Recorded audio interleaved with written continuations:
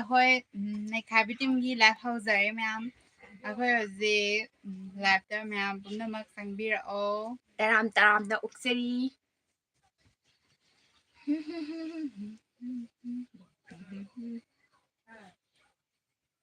Nasi lam na pa mi ga sin na thom chat la da. Ngasi adi lips yam sangzer. Mayam ngasi ni ko thabam chatlui ba aduna khara ke mayam sawaya de hauji lu Ahoy pa je thama ngasi tamni. punna thabam chatlubu ba. Adudane nga Ai sai pum se kana no manjala ko do. Ma'am na sumaina ahoy live habata video kaya dun. Live tharagpa matamsida mayamna jine ko akhoi bu nungsibiduna akhoi live share tawbiyo duga khoi channel siu subscribe tawbiyo comment bibiyo khoina video ama natra ama dum thagalpa matamda mayamna su dum support tawbiyo mayam aduga akhoina thagatchagadoriba video si entertainment da best tawjaraga thagatchagadaba ngaktani Manglangi punsi Manglan da oikiba nanggi nungsisak tamdo taibangdasu mangfaunahalo nungsiba matamgi iransida ngaujabidi natteko aidi nangbu pamjabagi Ngasi ahoy live habda dum nganna thare. Hajitragay karda hangdo askarman pino haina Akibo hay taba fangloi Sọc thúc na hai bige Hai hầu rô Ai bu nung si Phong hầu rô phong ninh ba Tắc si son jani Na na na na Na na na na na na Ay po, sento. La la la la la Ai cái thầm môi xe Ai đâu ai rất băng ngầm rê Ngầu mình bay mất tâm ôi bần à Kinh à Cây nô ngà si đi yam nè kì ngà si đi mẹ am khôi khá kê zà rê mẹ am khôi ngà si thaba am sạ lùi bà quả hầu dì luhong pan thama tam ni du na Đúng khang bì rô mẹ am na khôi su Dong Đúng sa khang bì le rô bo nè Du na khá kê rê mẹ am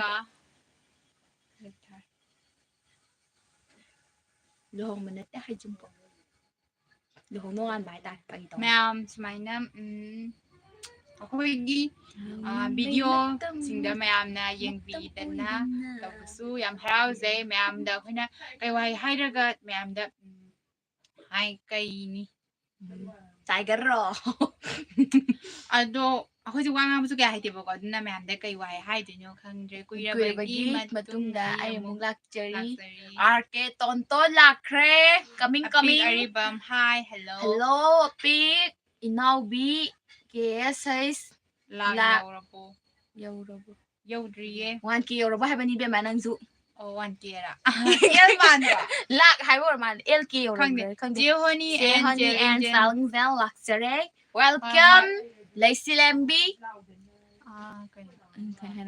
Ami tomake balo ache nahi bolo ako ase anh warak pangamdre ngong ning bay matam oi bana isay sam hay bane ko di say dum saklar ne so hello hi abe teko hindi ate nahi bolo hindi review amadudi amado yar kani ma hauzik na thabak tawri abisek na where are these girls from? We are from Manipur. Kaya nè, amta udre. Kaya nè. Ay, nang sida naman. You from? Jai kya surage. Jahira. Kanu? Em angang ori video toy na thara o noy na tawasi ipakta pagsay kay gino khangde pagsabani. Thank you. Asing birthday. Uy, ude metangi. Ha noy anina nungairibo. Hi noy ani nungairibo. Nungairiye. I'm from Sua. Hi. Welcome. We are from India. Nepali hodu no Chinese maroon jale tomato to comment ga pabilakti pa na le silembi ga thali ga le silembi welcome na lar sibo college dun tawi comment ga pa comment pa hi hello hi I'm coming Manipur Meres kati khangde where are you from Manipur akhoi where from we are from Manipur kaino nang nga where from Manipur kai nang mana haibdu ne ma ye where from paraga ne Manipur pa ne ba nungai bo hoji kan se nungai ye lau hidak male mandani angang oi hai se thazade thazadana where are you from we are from Manipur funny video thagala o hayeng ba Tagalake hello I'm Pakistan hello Imphal machad ninai Imphal masana te khoi lawai masani I'm Delhi oh I'm Manipuri girl adong ahan guys ai sin ko drink asi arke tonton ima ai ma na ko re hai ki ni ko hamu ma Chak charu ki hoi chak charu le slam bi chai am ngali ko love you guys adagi ji akhoi di ko ngau pi message bai bai da nan da lai no ba nga chu ning lo ka tu Cái đừng lấy tiền bớt mà lấy à? Oi, ai no mar Thôi là bây giờ. nang nga me da le hello na tra di ma chi da ni ma ko ban ke ban na number beauty sum kang na se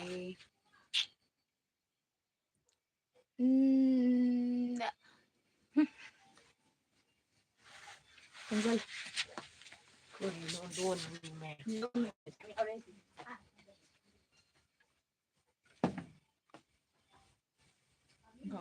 ni man block bi ge ba Cái gì đi, cái máy này tổng lên rồi. Xôm là đi cái gà ra gà. ai kem dai no haji mai tai ma sa na ta ba ma Mình nay mà xả, mà cái nào nó mình cái này cái này. Mình nay mà xả nè. Nó mình tự tao, lòng tao nó chi. Quá sung được hả? ai na ba ta ba am tau Cái sao rồi? na tai ja da ba na ba nang na kai no ba la i ga bi de Cái idea đấy. nang ya de na ba hai adu na sa le yo ba na de ya da ba mayam ko jutcha ba khaga pibiro madi am sawon madi ko noi na jani noi hingjara na yum la hat ka haga da mi ni madi kai no kutu shem na lawai ma sa su yaw re ai thok la ge lawai ma sa ha ji yaw ra rồi Lâu em ra tàn thuộc đấy. lawai ma sa tan ko re ni na ai min gau ki si ni ore tum ya re ai do nang kai lam dai no ko ko re khala ka ko ra ba i som so ba ai kai lam dai no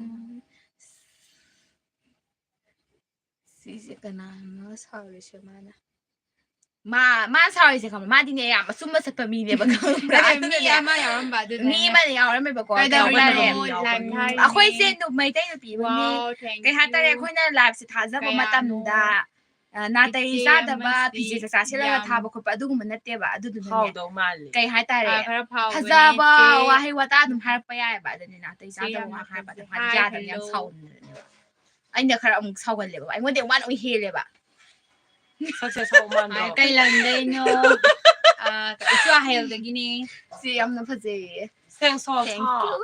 you Sen so pha nó rồi. ai di kai hai de no khang re noi ahum chak thong bo chak thong ba Sao loi re thế? Sao rồi? wari di Wow. I see thank you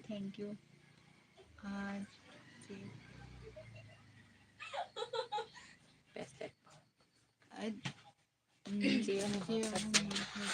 thank you hi amuk no yo why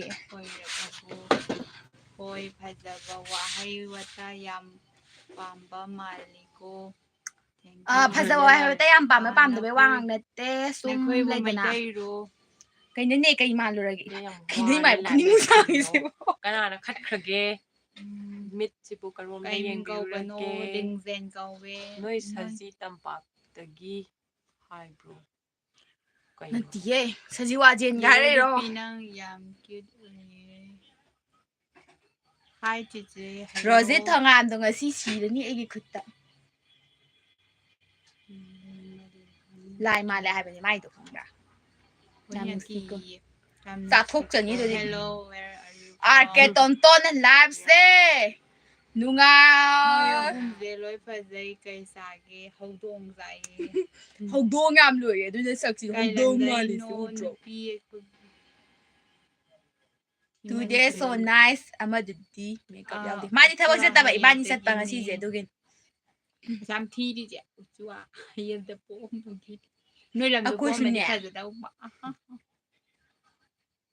okay ꯑꯗꯨ ꯁꯤ ꯑꯣꯏꯈ꯭ꯔꯦ ꯁꯤ ꯃꯇꯥꯡꯁꯦ ꯁꯨꯃꯥꯏꯅ ꯂꯣꯏꯁꯟꯈ꯭ꯔꯦ ꯀꯥꯏꯌꯣ ꯀꯦꯗꯕ ꯑꯃ ꯌꯥꯎꯔꯤꯗꯣ ꯈꯔ ꯀꯦꯍꯜꯂꯣ ꯃꯥ ꯉꯁꯤ ꯊꯕꯛ ꯆꯠꯇꯦ ꯑꯗꯨꯒꯤ ꯀꯦꯗꯕꯅꯤ ꯏꯕꯥꯅꯤ ꯊꯕꯛ ꯆꯠꯂꯨꯕꯒꯤ ꯀꯦꯕꯅꯤ ꯂꯥꯟꯅ ꯈꯟꯕꯤꯒꯅꯨ ꯀꯦꯔꯁꯨ ꯐꯗꯧ ꯂꯩꯇꯦ ꯀꯩꯗꯧꯗꯣꯏꯅꯣ ꯌꯦꯜꯂꯣ ꯂꯤꯞꯄꯤꯗꯣ ꯑꯗꯣ ꯀꯩ ꯀꯩ ꯃꯤꯡ ꯀꯧꯒꯦ ꯀꯥꯎꯒꯅꯨ ꯁꯤꯗ ꯂꯤꯡꯖꯦꯟ ꯀꯧꯋꯦ You are from Manipur, yes. We are from Manipuri girls.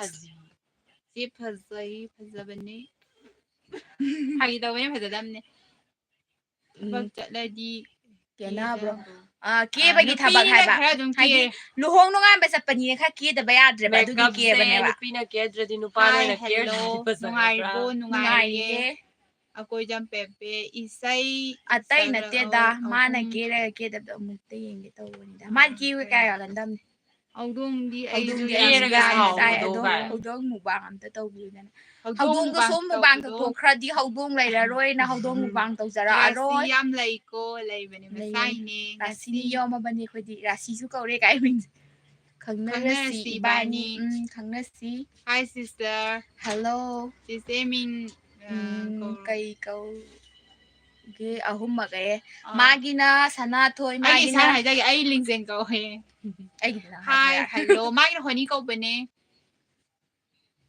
ꯅꯣꯏꯅꯦꯅ ꯍꯥꯏꯔꯕꯅꯤꯅ ꯑꯩꯗꯤ ꯀꯩꯝ ꯍꯥꯏꯔꯣꯏ ꯔꯥꯖꯀꯨꯃꯥꯔꯤꯒꯁꯨ ꯌꯥꯎꯕꯤ ꯑꯃꯕꯨꯗꯤ ꯍꯧꯖꯤꯛ ꯅꯨꯡꯉꯥꯏꯔꯅꯤ ꯅꯪ ꯀꯣꯛ ꯃꯨꯛꯕꯥꯡ ꯇꯧꯔꯛꯑꯣ ꯀꯣꯛ ꯆꯥꯗꯦ ꯁꯤꯡꯒꯜꯂꯣ ꯅꯣꯏ ꯑꯍꯨꯝꯁꯦ ꯀꯣꯛꯀꯗꯤ ꯆꯥꯗꯦꯗ ꯇ꯭ꯔꯤꯄꯜꯅꯦ ꯅꯈꯣꯏ ꯑꯍꯨꯝꯕꯨ ꯃꯤꯒꯤ ꯂꯝꯗ ꯂꯩ ꯑꯗꯣ ꯑꯍꯨꯝꯁꯨ ꯁꯥꯎ ꯌꯥꯗꯦ ꯑꯩ ꯊꯕꯛ ꯑꯝꯇ ꯇꯧꯔꯨꯔꯣ ꯇꯣꯟꯇꯣꯟ ꯑꯥꯔ ꯀꯦ ꯇꯣꯟꯇꯣꯟ ꯍꯥꯏꯔꯛꯑꯣ ꯎꯆꯨꯋꯥ ꯍꯌꯦꯜ ꯆꯥꯛ ꯆꯥꯔꯕꯣ ꯆꯥꯗ꯭ꯔꯤ ꯀꯩ ꯔꯣꯖꯦ ꯂꯝꯗ ꯆꯦ ꯁꯒꯣꯜꯁꯦꯟꯗꯤ ꯑꯍꯨꯝ ꯊꯃꯣꯏ ꯎꯆꯨꯋꯥ ꯀꯥꯏꯈ꯭ꯔꯦ ꯍꯌꯦꯜꯗꯒꯤ ꯕꯤꯀꯥꯁ ꯁꯒꯣꯜꯁꯦꯟꯗ ꯍꯪꯉꯛꯄꯅꯤ ꯅꯣꯏ ꯑꯍꯨꯝꯒꯤ ꯃꯅꯨꯡꯗ ꯑꯃ ꯄꯥꯝꯃꯤ ꯑꯃ ꯄꯤꯔꯛꯑꯣ ꯑꯩ ꯂꯧꯔꯒꯦ ꯑꯩꯈꯣꯏꯗꯤ ꯌꯥꯗꯦ ꯔꯥꯁꯤ ꯌꯥꯝ ꯂꯩꯀꯣ ꯈꯌꯥꯠ ꯌꯥꯝ ꯁꯥꯡꯉꯤꯀꯣ ꯃꯁꯥꯒꯤꯅꯦ ꯏꯃꯥ ꯔꯥꯁꯤ ꯄꯨꯛꯅꯨꯡꯅꯦ ꯂꯩꯕ ꯃꯤꯗꯤ ꯈꯌꯥꯠ ꯁꯥꯡꯕꯅꯦ ꯈꯪꯕꯤꯌꯣ ꯃꯌꯥꯝ ꯉꯁꯤꯗꯒꯤ ꯈꯪꯕꯤꯌꯣ ꯈꯔ ꯁꯥꯡꯕꯩꯅꯦ ꯔꯥꯁꯤ ꯂꯩꯗꯣ ꯀꯥꯏꯗ ꯂꯩꯒꯦ ꯌꯨꯝꯗ ꯂꯩꯌꯦ ꯀꯤꯔꯟ ꯃꯂꯥ ꯔꯥꯖꯀꯨꯃꯥꯔꯤ ꯅꯪ ꯁꯦꯒꯥꯏꯔ ꯍꯥꯠꯂꯨꯔꯥ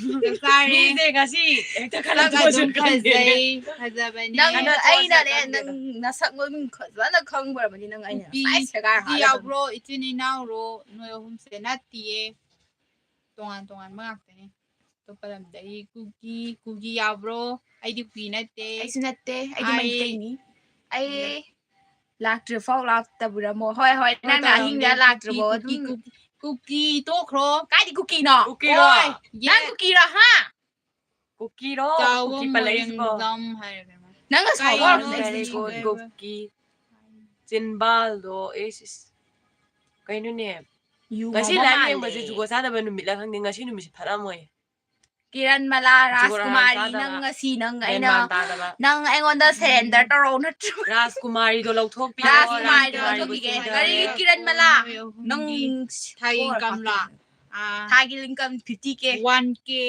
70K 1K 70K ꯁꯨꯝ ꯀꯩꯅꯣ 1,50,000 1 lakh something ꯈꯔ ꯂꯩꯔꯦ ꯀꯩꯅꯣꯅꯦ ꯑꯅꯨꯁ ꯀꯨꯀꯤ ꯃꯆꯥꯏ ꯀꯥꯏꯗꯤ ꯀꯨꯀꯤ ꯃꯆꯥꯗꯨꯅꯦꯍꯦ ꯑꯉꯥꯎꯕꯁꯤꯡꯁꯤꯗꯤ ꯑꯩꯈꯣꯏꯁꯨ ꯀꯨꯀꯤ ꯃꯆꯥ new subscriber thank you welcome you ꯉꯥꯎꯕ ꯃꯥꯜꯂꯦ ꯀꯥꯏꯗꯤ ꯌꯨꯅ ꯅꯨꯄꯤꯅ ꯌꯨ ꯊꯛꯄ꯭ꯔꯣ ꯅꯣꯏꯒꯤ ꯅꯣꯏꯒꯤ ꯅꯆꯟꯅꯆꯤꯡꯗꯣ ꯌꯨ ꯄꯤꯊꯛꯄ꯭ꯔꯣ ꯍꯧꯖꯤꯛ ꯑꯃ ꯅꯁꯛꯇꯣ ꯀꯨꯀꯤ ꯃꯥꯜꯂꯤꯗ ꯃꯩꯇꯩ ꯅꯨꯄꯤꯅꯦ ꯃꯩꯇꯩ ꯅꯨꯄꯤ ꯃꯩꯇꯩ ꯅꯨꯄꯤꯗꯁꯨ ꯑꯊꯤꯕ ꯂꯩꯕꯅꯤꯅꯦ ꯒꯙꯥꯖꯥ ꯅꯣꯏꯅ ꯀꯨꯀꯤꯗ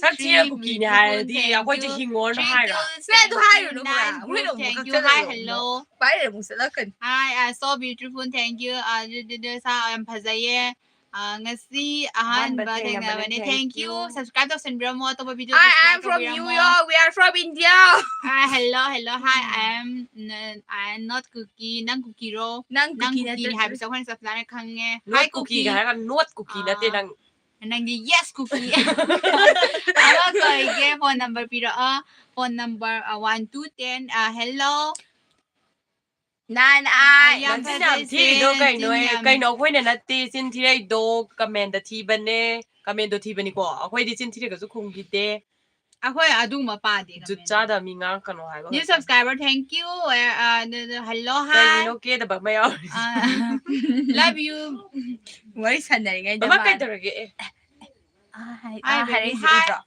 kipgen nam yaw rai kipgen from where the Maitai nupi man ba kai cookie man ba kai ro sitte ba adu ma mi de khoi man ya bra oi cookie na smile lon ngang gadra ne he bolo moi bo khoi ka man man de moi ma le ka hai ka ni hu tho si ru ni chong ni ta na number Peter di like to again number oh number to hai like se 9976543210 hi sister I'm super mamang thang video yam sai koi cookie kari no cookie nga te ya ma le si CFZ blogger ka di cookie na ha as cookie nga te ya ri nga si je koi gi cookie bala kano ai ja sa je thuk la khale akoi subscriber da akoi hauji live yang bi written now sing de cookie gar yaw ma le yam phajai ye noi hum su ai ke ra ge noi na ke de thank you noi noi na iso yam nai se noi hum na do kai na yellow t-shirt so hot yam phajai ko chicken masala again you hi hello yellow dress sister your face is very beautiful thank you chicken masala WhatsApp number 9976543210 cái này number này gì 9876543210 adu mai le kan da kan ngang ta kan de jing phata ba ka do mayam ke gumam ta singdok sa ge akoi gi la ba se cookie gi discussion awar na chade akoi di sum akoi mete masa mo ina sum mayam da nungari bra sak chara bra ke se se ge adu ta ge na ne akoi sum sum wai sana zabani sida cookie ga kai mari le na jade cookie ga am ta pambira nu ko am si am hina de cookie mitai darkar oide amuka so in hai ni cookie pala ko ya ro where are you from we are from Manipur love cute girl can you sing a song please oh sakke da ma ro da na se yo se sa em Manipur gi sa jinglon kaya ipa kaya lam du na su lu tom da ai hatang pa da lin de na chili che nangi le how de gi shim kiba angang ba irik sina punsi sin thai thoda ikok ta hapli man to who are you I am honest karne taning da banang set cross fire da nang da ta on hai de na ai di no ngi na ai na khoi de no ning ba wari ma tha da ni hai de la hat de je karai de gi no chua he de gi ne song du phajai ai song sister yellow se yam phajai ai na khoi de gi no ning ba se mayam ai le ke ta ro ai na khoi de gi no ning ba se yam wa ni yeng ba je pu ni yeng de lang tho ka tham ya ba ne ba lang tho tham ba to kro khoi ji yeng de ba to pa mi yeng ning ba jing du yeng ro hai wa na khang nge Manipur kai de gi no uchua hayen de gi ne Manipur gi ka che la ma le who is she is na thon nangai you mean marry me black dress nang ke de benen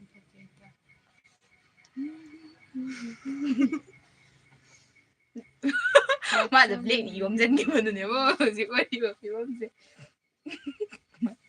ไม่กูส่องดู ꯆꯪꯉꯛꯄꯒ ꯎꯁꯤꯊꯣꯏꯗꯕ ꯇꯥꯔꯦ What is your name yellow t-shirt ในนั้นมีกี่เกาหลี My name is Lingjen You many me black dress เดี๋ยวมีนี่ก็ให้แม่ละ many มันนี่ปูได้สิ่งทุ่มรอสิ่งที่ทำก็ไว้ก็ได้ Ishin กังเร่ tumma me aduga loin kan reo อันนี้เบิ่งทันจะแล ยามนะปัตเต ยามนะปักเต้หอยปักตะจะนูค่อยเจปักตะบัดนี้นั่นตระจันนี่ปัตเต้หาบ่มาเลยปัตเต้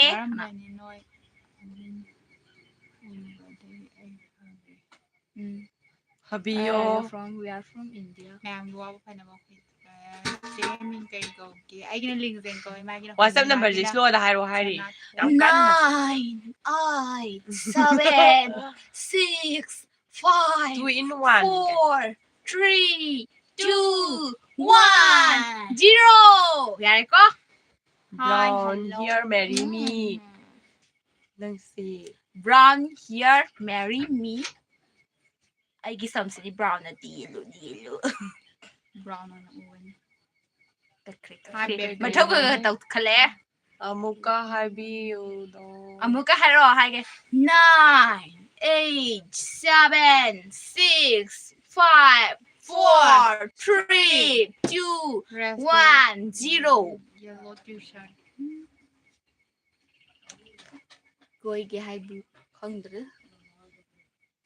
China Where are you from ราหุลกุมารนะงักปนี้ We are from Manipur maninda Where are you aspam Guys mo from ha na tim du hai ba Minglo ay na Lingjen I ay Honey Honey Skarni Hi pretty Hello handsome Honey chale on dia di phala ga rio ma ay di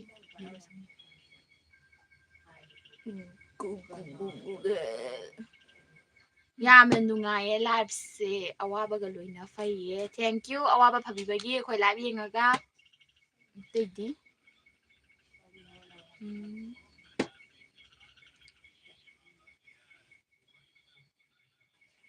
Do you know Hindi? I don't know Hindi language.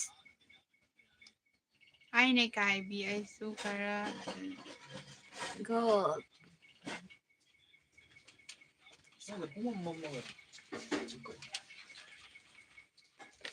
kay no nga si kami at pa mong kang break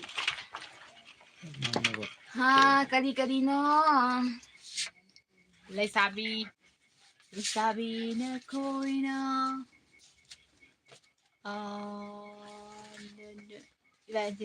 yellow color you are So pretty like a mango. Mayang kangan nga la pra. Amadi kang mamam giba.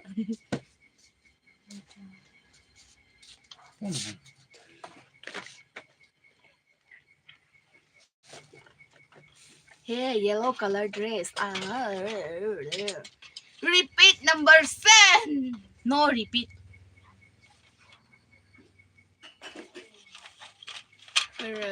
Tin na koi na yam sai kalino din sabane masagi ni mayum la doon na tayo o yam nungai ye Mayam kalin na dum sani ning kham tha na dum ing ni ha bawa pham si mayam you kham na ra ban ni you universal truth oi ra bawa pham ni ka ni nga yaw te fajaba kami ka para niya ko shi dai mayam ko ai na haizagadaba wadi bo ko nong taba matamda dum nong tani si dam da thu sa saba matamda nung sa sani yaro 식신제로 담아가 sitam sinjalo Chindon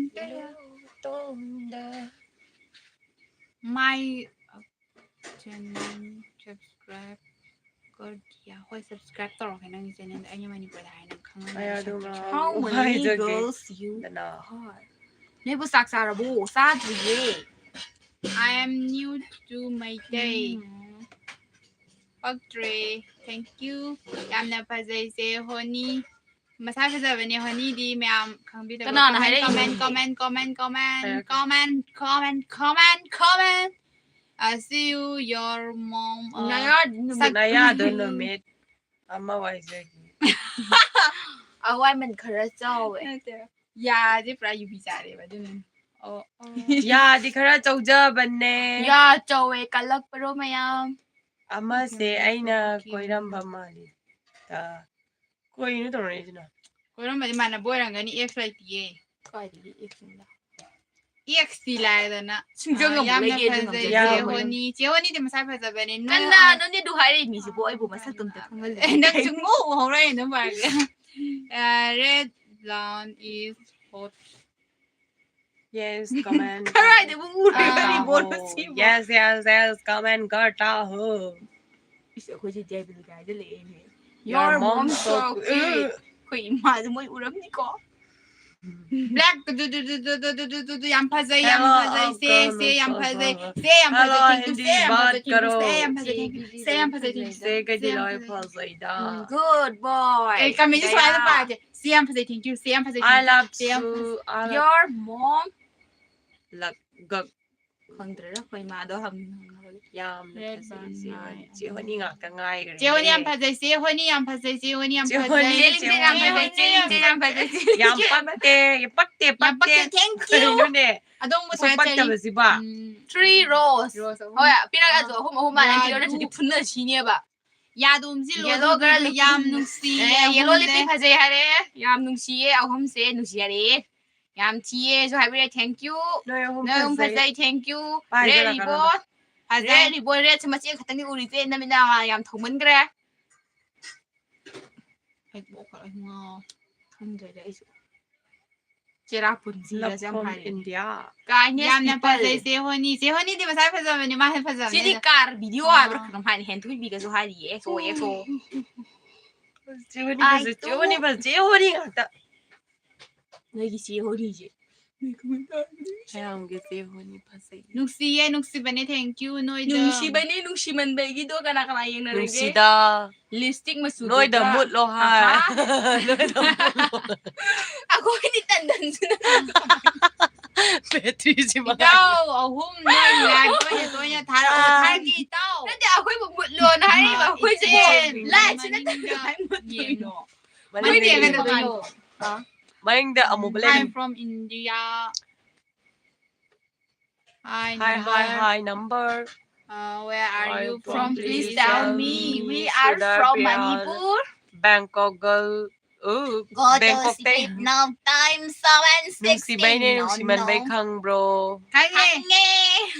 Aduh filamduda adu Nung website si da ay yaute. Hello sister, what's your name? My name is Honey Skarni. Hi, yes. Nice day. Are aapko Nasin to pasay ye loire wa. No si jagro. Asam re libo. Kaya ni Assam da lao hai roi se. Itaw no e umbo. Kadai jaga dai no. Hi se karamba Angle to holido. Toning bagi. Radhe Krishna Hare Radhe. Hello sweetheart. Get your Insta ID.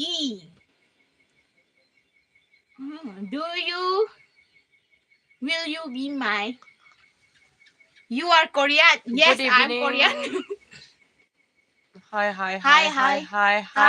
I'm from Kerala. We are from Manipur. Looking Kani nang namda piro ay si sang the bai sister and behind. Kariya nang yo hong baduga namai Ribbon, I love you. Ribbon, I love you. Hazalakani, lupa yang kaya da eyeliner phagbra.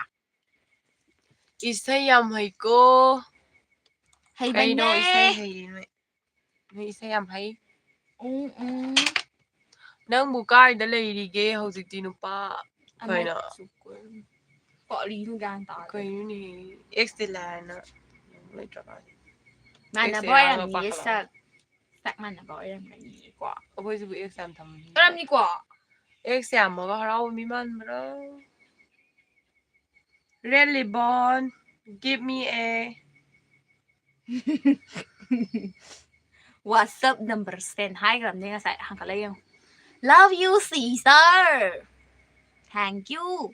Imoy nu film khang bro. Oh, kage adugi film da yam taning eh. Isay sagloy. Mana banate. Nang ay gi ex ni na. An may tay.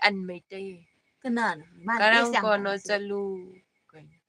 Do you be Hakam my ko na chalui. girlfriend? Hakam janjiya ka tok sana. Bisal tinguzam love you ay. Your lips, it's so beautiful. Nang kaktani. Where is yellow panda? Yellow panda is You're my makeup yellow doing. panda yellow. Ay na yam kalakpa ama layriye noy confidence. Black youth channel. Nang na chakhiba. To WhatsApp number hi hello. Tingudam Bishan Tingudam I love you India. Thank you. Namaste. Di kaida layrino yumda laye. Prime Minister Karino Nonya Naitis. I love you too. Yellow panda come, I see my angle. Red ribbon do amta laithokro. Anta laithokro thibay mathakta rasi ama yaudre. Aidi rasi do ima punung deta haura bada. Red ribbon. Neikhaibi Team dagi Neikhaibi amta pangkreda ko. Neikhaibu yam haidi maduda. Kay hay no nung kay no hay nung churakani sombo nung hay na nung manizudra hausi se low sing una ba matam di khang Nice singer, thank you. kay na pau da ga no ngai kay na nung zu ha chu han da pon ti Speak khang bra in mi la Hindi. u ba da ne khang bra sa sum Yam nung siye tao ai se. se lo mi sing di harau ram di ni ne pang za noi ba Nung tari na. na ju ne hai se lo u ba ya pap cha re na Yellow panda come. What's this? Sing song. English song sa lo eh you're the night you're the light you're the color of my blood Yam no I no. Pali ko. Pagtre rasi khara yaw halasi. Rasi do yaw haning na pang yaw de yaw han yaw da hore. Isay do nung suragani hay na ni koy se ke badi yam na kening ba. Ay de jada ba. Ay de amber. Tung khang bra. So speak WhatsApp number. Thank you. Koira ke no mai. Isang Koiro o hijang du pura la o duga. no ya ho masaya musiko thank you bad singing skill even then Tahora di kun bai try hai te napakalay hore. now kay se kay de no ise koy kay no dagi ne uchiwa hayal dagi ne Neikhaibi Team, you are so beautiful. Thank you. slow speak WhatsApp number set Maya thang bi uninge. Hello. hello hi Sakthi lipstick. sakthi bumi di lipstick sang boya de kay na karamba section da lo na pass taw khrage Anya tamuk palai ta PS sa thengate du Ay, PS. Adugi ako na sang bane. What language is you're from country we are from India English tam lo le henga So city. beautiful. where are you So from we are from Indonesian. Manipur Kari. Indonesian ka na ka. kay hay no kumakte na no ya hum se kume Kaya kay man kumo hay no ay je bo. ay bengunday kay nung siya ne Napasu. ay bengunday ne no se khange o Ay, khang di ni ko ba lo rasi. bengunday da le ra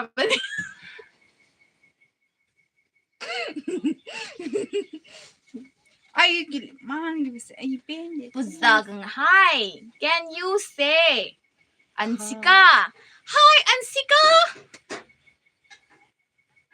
No yo. I'm very handsome one. Masak yam nai re. single lo single triple Noi na Hi. sakti thi hai ba ko Where na are you singala from? hangi ko tan. We are from Manipur. Hi, hello.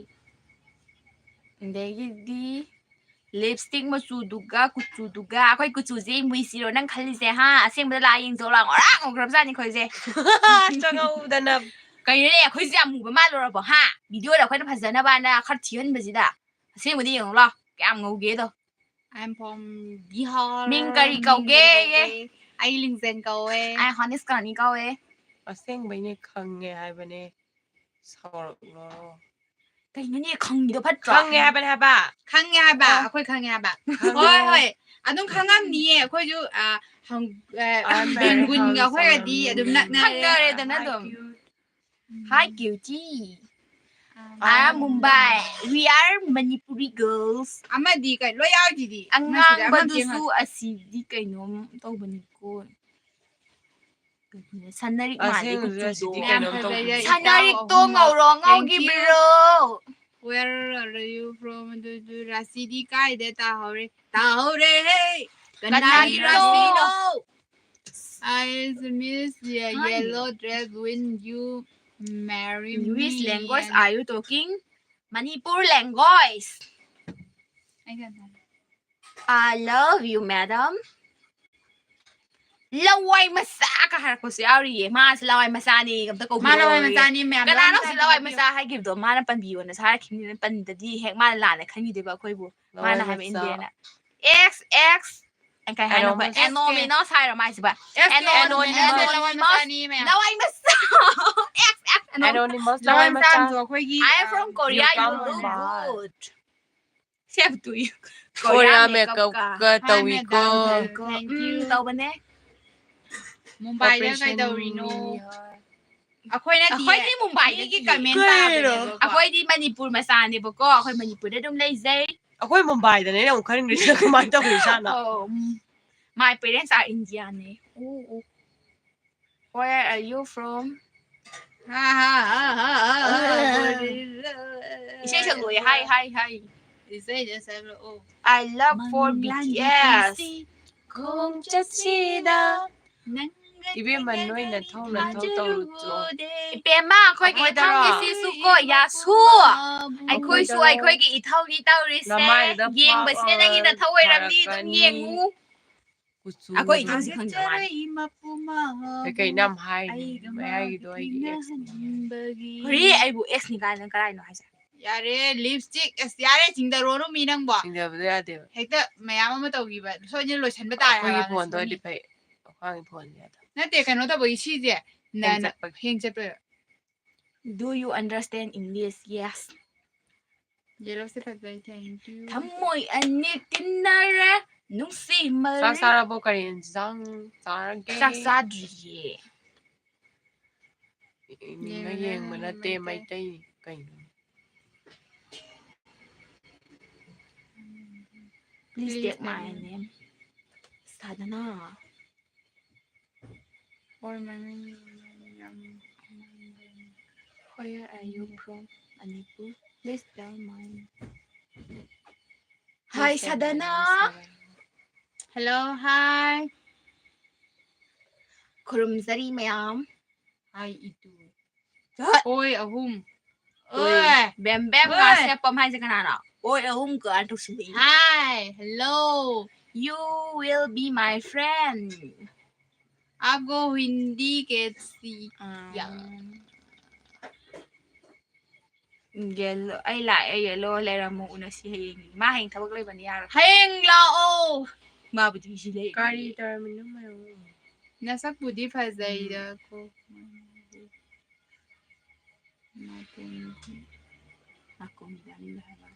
Nakong di tarano sakto na Maitai nupi chendanaba thabakti तररोसी खरे ज्ञान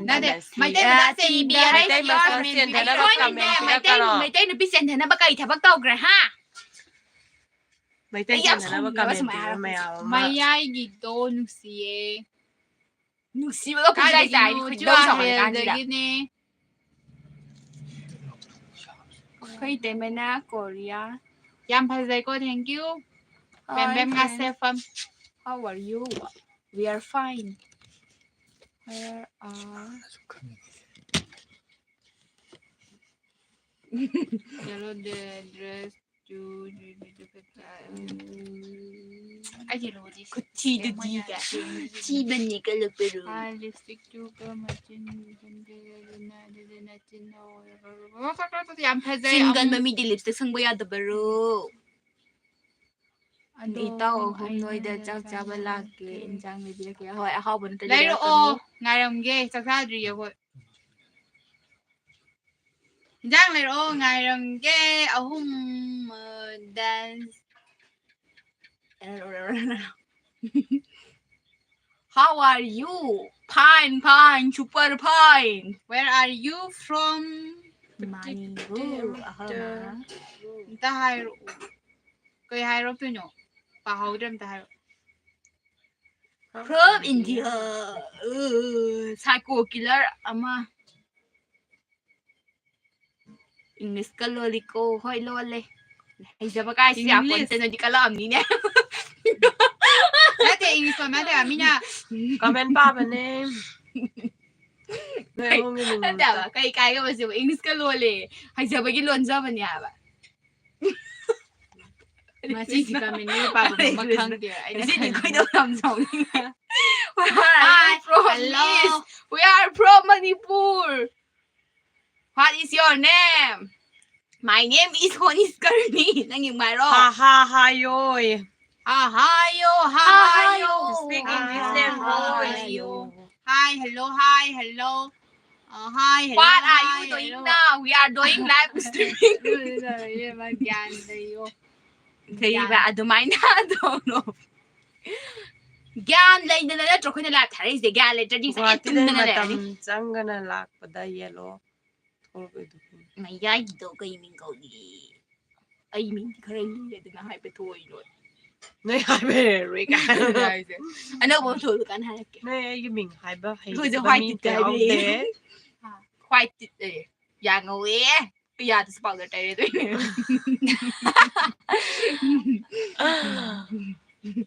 ya bra sầu bay nè còn đi đâu không nè mẹ ăn Ya ngon bầu lip in mai. Khát tí eh.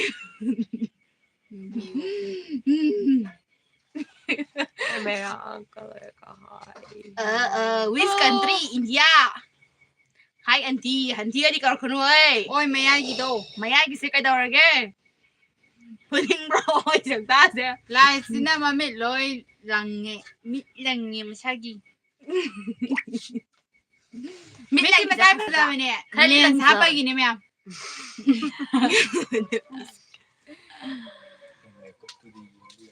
Siwa cái jaga đi rồi.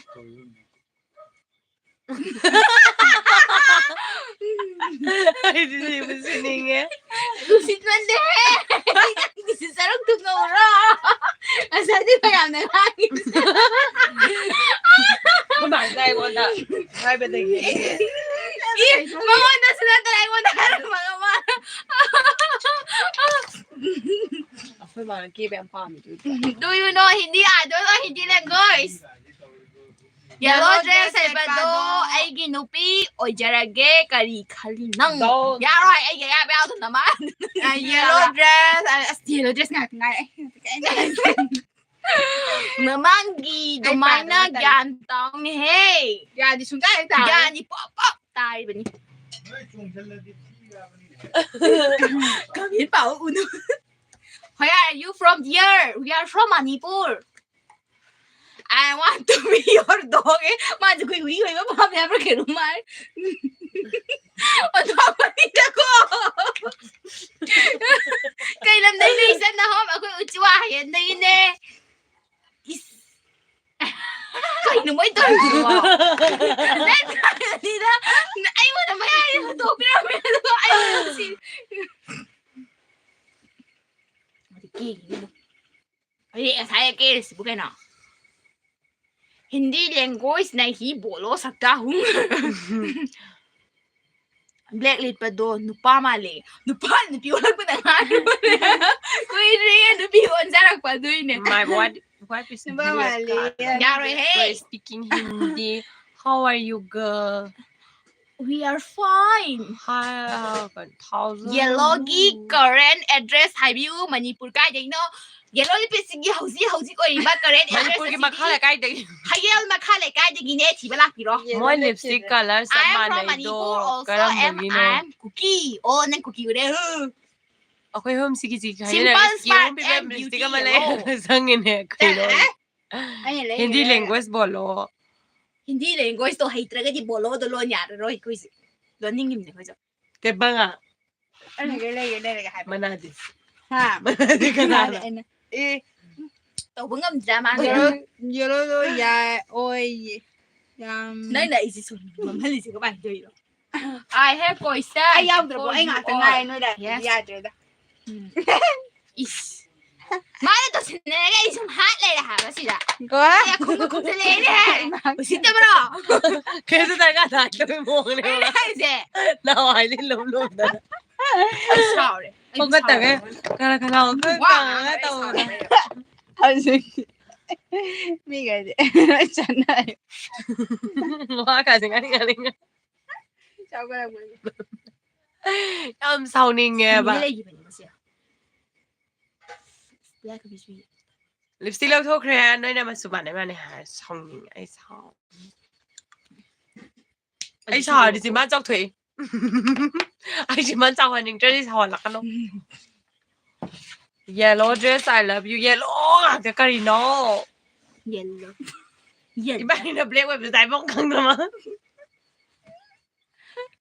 Okay, hello. Hello.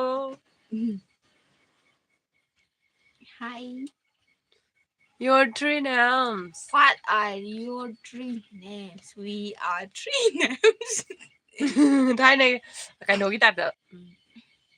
ꯑꯗꯨꯗ ꯅꯣꯏꯅ ꯅꯣꯛꯑꯒ ꯂꯩꯔꯤꯕ ꯑꯩꯈꯣꯏꯅ ꯏꯃꯥ ꯂꯩꯕꯥꯛꯀꯤꯗ ꯂꯥꯟꯐꯝ ꯃꯇꯥꯡꯒꯤ ꯆꯨꯝꯃꯦ ꯃꯇꯥꯡꯒꯤꯅꯦ ꯀꯞꯄꯒ ꯂꯩꯕ꯭ꯔꯅꯦ ꯅꯣꯏꯁꯨ ꯐꯥꯒꯤ ꯑꯃ ꯇꯧꯅꯕꯗ ꯅꯣꯛꯅꯗ꯭ꯔꯣ ꯃꯌꯥꯒꯤꯁꯦ ꯐꯖꯩ ꯍꯥꯏꯔꯦ ꯑꯍꯨꯝꯒꯤ ꯑꯦꯁ ꯍꯥꯏꯕꯤꯌꯨ ꯆꯍꯤ ꯍꯥꯏꯕ ꯌꯥꯗꯦ ꯑꯩꯅ 10 ꯑꯩꯅ only 7 years ꯑꯩꯈꯣꯏ ꯅꯣꯛꯑꯦꯅ ꯈꯜꯂꯤꯕ is I am hacker your shenanian hack kaina ꯆꯂꯣ ꯀꯤꯟꯅ ꯊꯤꯟꯗꯠꯇꯅ ꯁꯤꯅꯤ yellow dress so ꯅꯠꯇꯦ much ꯃꯁꯥꯅ ꯁꯥꯏꯗꯔꯤꯕ I am hacker your shenanian hack ꯈꯨꯠꯇꯨꯝꯗ ꯁꯨꯔꯛꯀꯗꯕ ꯋꯥꯅꯤ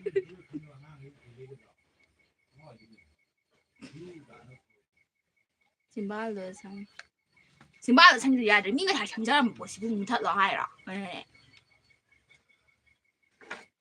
ꯃꯌꯥꯏꯒꯤꯗꯣ ꯌꯥꯝ ꯀꯦꯊꯩꯅꯦ ꯇꯧꯔꯤꯁꯦ ꯑꯩ ꯀꯩꯅꯣꯝ ꯍꯥꯏꯖꯒꯦꯕ ꯃꯣꯏꯁꯨ ꯂꯣꯏ ꯀꯦꯔꯝꯃꯤꯅꯦꯕ ꯈꯪꯕ꯭ꯔꯥ ꯑꯩꯒ ꯆꯞ ꯃꯥꯟꯅꯔꯝꯃꯤꯅꯦꯕ ꯑꯗ ꯃꯌꯥꯝꯅ ꯀꯦ ꯍꯥꯏꯕꯗꯒꯤꯅꯦ ꯃꯣꯏꯁꯦ ꯂꯣꯏꯅꯅꯦ ꯂꯤꯞꯁꯇꯤꯛ ꯃꯨꯊꯠꯅꯈ꯭ꯔꯦꯕ ꯑꯗꯨꯅ ꯃꯣꯏꯁꯦ ꯀꯦꯗꯕ ꯃꯥꯟꯈ꯭ꯔꯦꯕ ꯑꯗꯨꯕꯨ ꯑꯩꯗꯤꯅꯦ ꯑꯩꯒꯤꯀꯣ ꯃꯌꯥꯅꯅꯦ ꯃꯨꯊꯠꯂꯣ ꯑꯗꯨ ꯇꯧ ꯍꯥꯏꯔꯒ ꯆꯠꯀꯗꯕ ꯅꯠꯇꯦꯕ ꯑꯩꯒꯤ ꯋꯥꯈꯜꯂꯣꯟ ꯑꯝꯗ ꯆꯠꯆꯕ ꯃꯤꯗꯥꯅꯦꯕꯀꯣ ꯑꯩꯗꯤ ꯃꯥꯅ ꯀꯨꯆꯨ ꯉꯧꯕ ꯑꯩꯈꯣꯏꯅ ꯀꯨꯆꯨ ꯃꯝꯕ ꯀꯩꯗꯧꯕꯒꯤ ꯃꯨꯊꯠꯇꯣꯏꯅꯣꯕꯁꯦ ꯑꯉꯧꯕꯒ ꯃꯤ ꯃꯝꯕ ꯀꯥꯏ ꯍꯦꯛ ꯃꯥꯟꯅꯗꯣꯏꯅꯣ ꯀꯦꯖꯔꯨꯕꯅꯦ ꯍꯣꯔꯦꯟ ꯃꯥꯏ ꯇꯥꯔ ꯃꯤ ꯑꯉꯧꯕꯅꯦ ꯋꯥ ꯉꯥꯡꯉꯨꯅꯨꯀꯣ ꯑꯉꯧꯕꯗ ꯍꯥꯏ ꯑꯁꯤꯠꯇꯕꯤ ꯃꯌꯥꯝ ꯑꯩꯈꯣꯏ ꯁꯤꯠꯇ꯭ꯔꯦ ꯍꯪꯒꯠꯂꯛꯄ꯭ꯔꯥ ꯃꯥꯏ ꯇꯥꯊꯣꯛ ꯑꯗꯨꯗꯤ ꯅꯪꯅ ꯃꯥꯏ ꯇꯥꯔꯒ ꯆꯥꯛꯆꯥꯎꯒꯦ ꯍꯥꯏꯕ ꯃꯤꯗꯜ ꯐꯤꯒꯔ ꯃꯤꯗꯜꯅꯦ ꯑꯩꯈꯣꯏꯗꯤ ꯃꯤꯗꯜ ꯁꯤꯗꯤ ꯃꯤꯗꯜ ꯀ꯭ꯂꯥꯁꯅꯤ ꯍꯥꯏ ꯐꯦꯃꯤꯂꯤ ꯅꯠꯇꯦ ꯍꯥꯏ ꯀ꯭ꯂꯥꯁ ꯐꯦꯃꯤꯂꯤ ꯃꯌꯥꯏꯕꯨꯗꯣ ꯌꯥꯝ ꯅꯨꯡꯁꯤꯌꯦ yellow dress you many Where are you from? We are from Manipur. I love you, darling.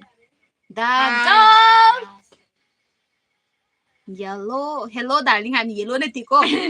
Saran turana. kay lam na no lay lam no lay lam Makeup tuga. vampire ꯃꯌꯥꯏꯒꯤꯗꯣ ꯅꯣꯏꯔꯦ Kan noibane. Kai mane yam pizza yedigi noiba. ꯅꯣꯏꯕꯁꯦ ꯀꯃꯥꯏꯅ ꯈꯪꯉꯤꯅꯣ ꯃꯥꯏ ꯉꯥꯛꯇꯅꯦꯕ ꯎꯅꯔꯤꯁꯦ ꯀꯔꯤꯗ ꯃꯥꯟꯅꯗ꯭ꯔꯤꯒꯦꯕ ꯌꯦꯡꯕ ꯍꯩꯕ ꯑꯩꯈꯣꯏꯒꯤ Hector. ꯂꯥꯏꯐꯇ ꯀꯩꯅꯣ ꯂꯩꯔꯕ ꯀꯥꯡꯕꯨꯅꯦꯃꯦ Nada sida matin amtang uriba libonsibo moy urami. Ay ngsaidi leise usu usu. ꯂꯥꯏꯐꯇ ꯑꯗꯨꯛꯀꯤ ꯃꯇꯤꯛ ꯇꯦꯂꯦꯟ ꯂꯩꯔꯕ ꯑꯗꯨꯒꯨꯝꯂꯕ ꯑꯩꯈꯣꯏꯒꯤ ꯃꯤꯑꯣꯏ ꯉꯥꯛꯇꯅꯤ ꯌꯦꯡꯕꯤꯔꯤꯕꯁꯤꯡ Hello sister, love from India, Nagaland. Thank you. ꯀꯔꯤꯅꯣ ꯅꯝꯕ Hello friend, hi ꯌꯦꯜꯂꯣꯒꯤ ꯃꯃꯤꯠꯁꯦ friend. ꯐꯖꯩ Yellowgi mami se ꯃꯤꯠꯇꯤ phazei. ꯃꯁꯥ ꯐꯖꯕꯅꯦ Ay na sembiri na mai mami. ꯋꯥꯝꯄꯨ Yellow dudi pai payani. ꯄꯌꯥꯅ ꯊꯤ Mani bora saman na paya ora. ꯃꯤꯅꯦ ꯑꯩ Payana ti. ꯁꯤꯠꯇꯕꯤ ꯃꯌꯥꯝ Kala ꯀꯩꯅꯣ ꯁꯤꯠꯇꯕꯤ ꯕꯣ sittabi ma'am de kala imana atopda kala piro kidi asipini na kalastre. ꯅꯣꯏ ꯃꯩꯇꯩ ꯅꯠꯇ꯭ꯔꯣ ꯃꯃꯥꯡꯒꯤꯗꯣ Meitei Mani ꯅꯠꯇ꯭ꯔꯣ mani maitai khoi. yellow Hello, yellow hello. hello Where are you guys from? We are from Manipur.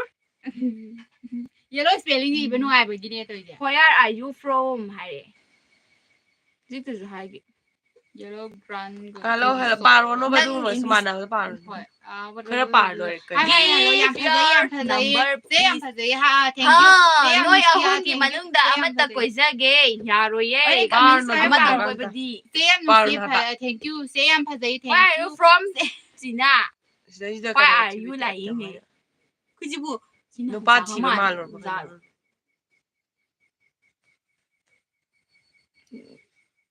mấy mà hi hello Hi, hello. Ay soida ginate. Ay giming di tampasu kaude. Nice. Ganun din.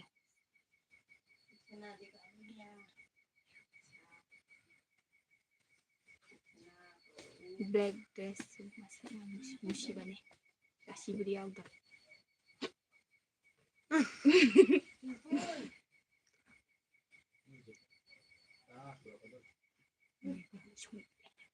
Saka hela ni ko. ai chaka sao chỉ ra rồi Nagala. Amo sinara sara. Tao biết tao cái đấy là. rồi như cái đó Amo sinara sara siya. Yellow se singan ro. Na jiktu paya. big big the tiro a big big the Ay ka na si le saka sara la ba dum tha le. cái yam pak te sit tabi me yam sitra Ako bona ni sitra ko na ko kay tong jage. sitra bo Middle girl so beautiful. so pretty Noy ahom do na sak am phase. Phazabani masu wat tabani doi phazabani khoi gi di. Natara. ye le ho be sang Mai dai jagoi am ta sa dok si se. sam hoi re me Jagoi sa bi tam bi gi se. Khut piro. Ta ding ding ta ding ding. Ta ga ding ding ding ta ding. Black phase. Thank you. Ma su black lili ko. le ngak Ding ding ta ta ding ta ta ding ta ta ding. anh rồi yam nung ai te sita ba se Phai phai. nung ai ti seng ba Ding ding. Anh thao hai rồi đây sẽ đây cái thứ se phan ma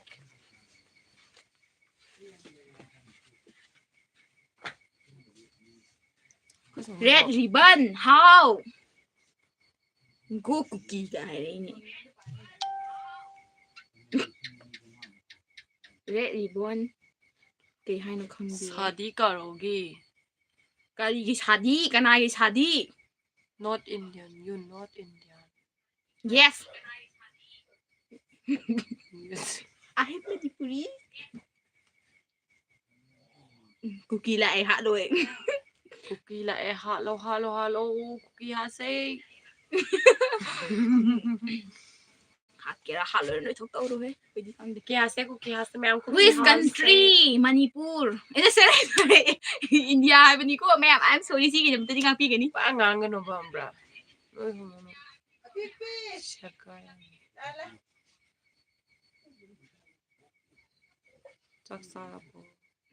Yellow dress never come back.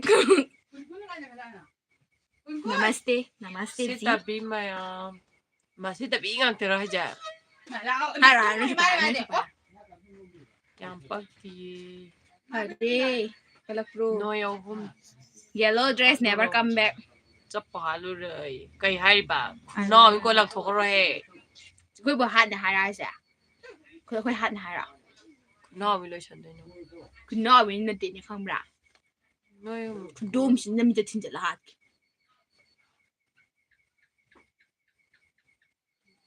How are you? Hi. Yang pagti. Param ni mo. Nay na pagti. Ananda kumar mutum. Nang di ang pagpado. Naming bo pagtabado.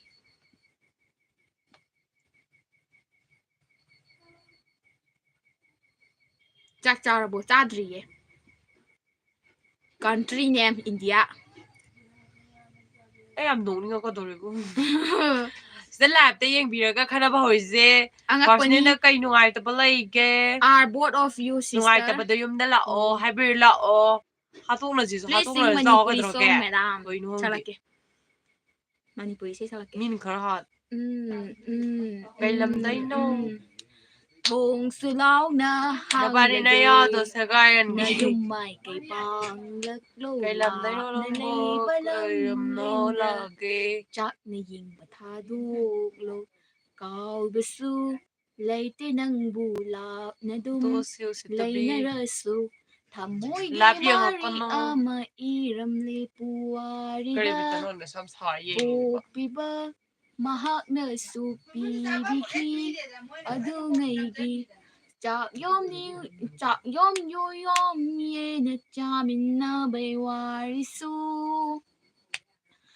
May taylay makap kiba Samlang farasa kiba Kau rabara kau jan tiba kang lay jasa Kau rabara kau jan tiba kang lay jasa Kau basu Laite ng bulap na dum Lay na raso Thamoygi mari ama iram lipuwarida Hay mali na nung siya sa Hayda wahay Hay tiyan pa Lam uswa hayel. Hi Rosa o Holo na yung jaba Mana udaba Aigi awaba Mana kang bide Nanggi thamoydo Pithokinuko Aigi oina lingdana Thambiramuko Mityengdo aigi Mityengdo nanggi Kaya naman na Aigi thamoy nangon da pirure Red ribbon, you love pink color. So today I wear pink. I don't like pink color. I like black color, white color, gray color.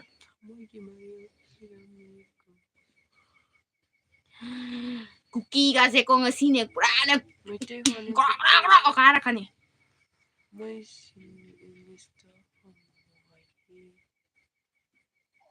Tadaro.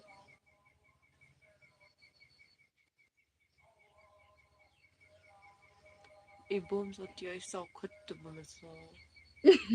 Amuka sa hage sa ba? First of all you need to be happy. Ma'am, kung thazari ba labs da ko character loose obirakanu. Adom character do. Phazana dum tham Hanju na ha sa lo oy. Hanju na ha dom sakman da ba khoi ho tu ka ri ba. Ke moirang lay pak ta thorak le hanju na ha do. Thengnarare masano lai ru lenbiga. Sabi ibungo nungsiba. Chaukhadaba macha ginumita Kongdoy biraku Isa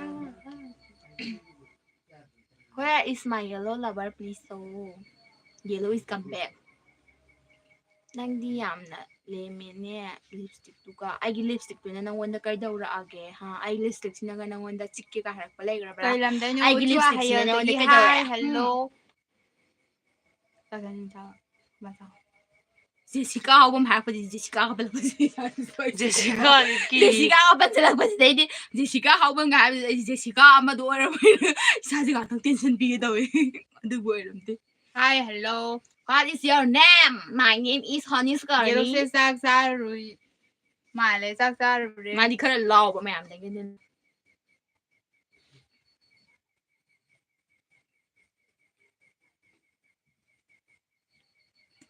Hi hello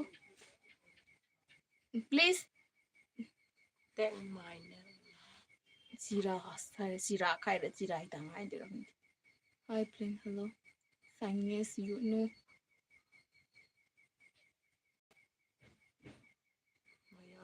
Kainan kami na sino ba? Pura hanuman malam nandog kare.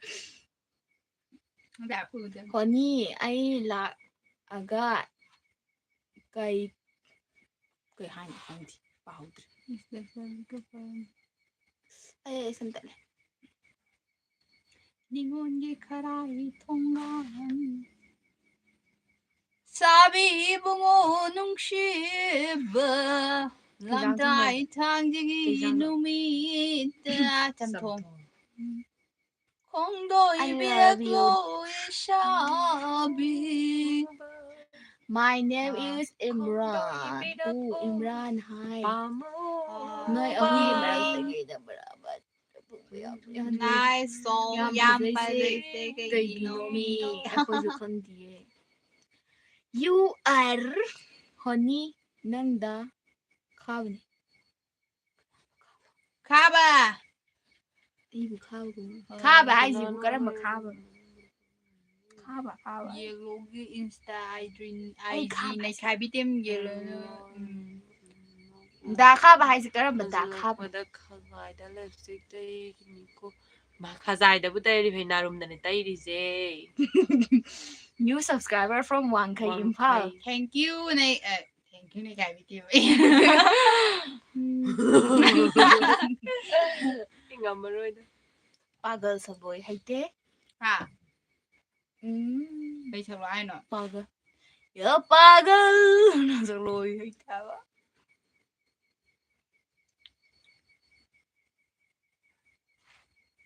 Hi, hello.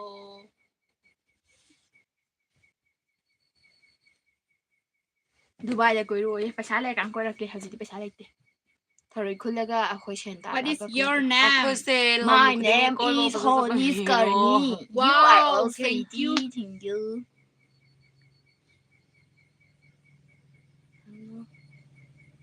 Hi, hello. Oh, I got a boy like that. Oh, Kaba Laurian do it a many years ago. Kaba, I can't. Kaba! I didn't go out there. I Then didn't. Laurian from the I subscriber putting my like out Yeah, there. young car money me has got high. Yellow dress nangin. Video Neikhaibi Team. Cái number đó ako'y hayeng niya Wow, thank you. overbeast niya ako'y number đó Taro tayo. laga niya board ama kindle thamam Hi, hello, yam pazay. Hi, hello, yam paz. Reply Reply pa pa me. me. reply pide Reply. What language are you talking?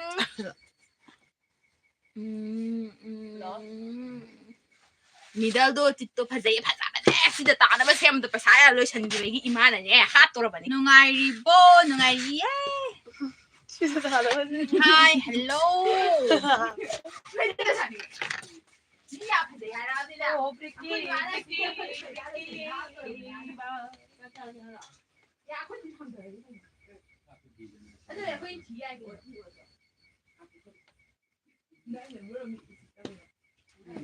babae lùi Yellow ka tanga hari.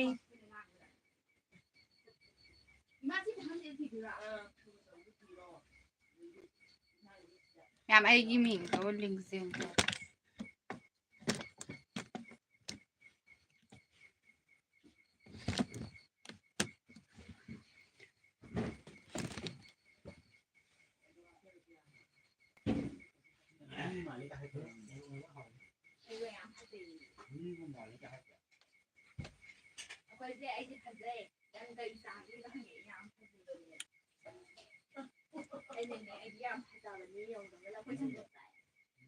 English tangang.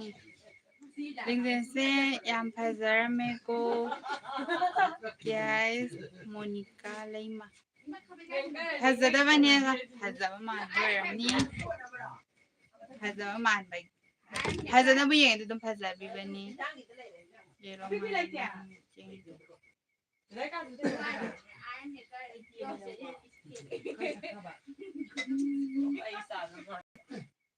Nang cookie masase kan.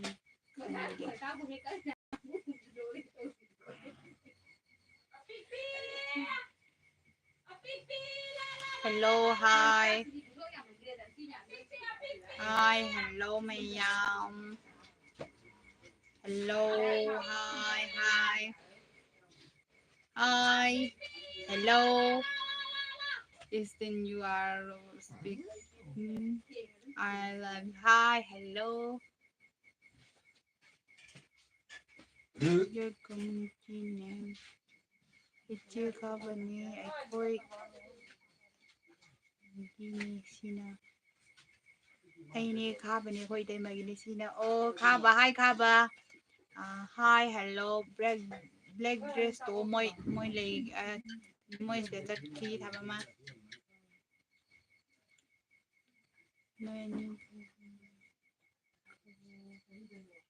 Moini saktai.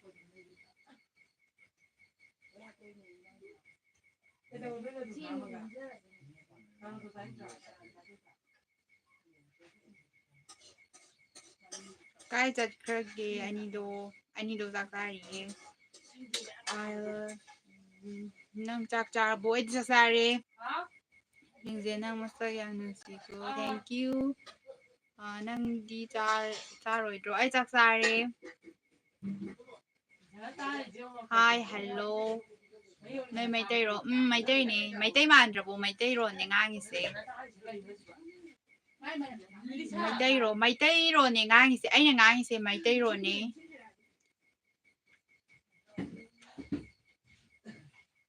Sao tôi hi, hello. Do you love me?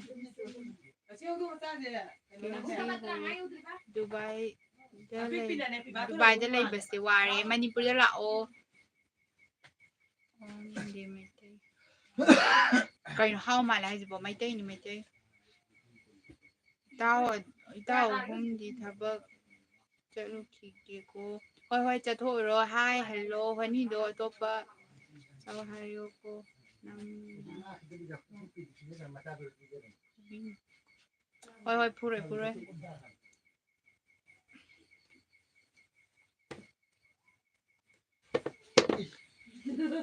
Hi, hello.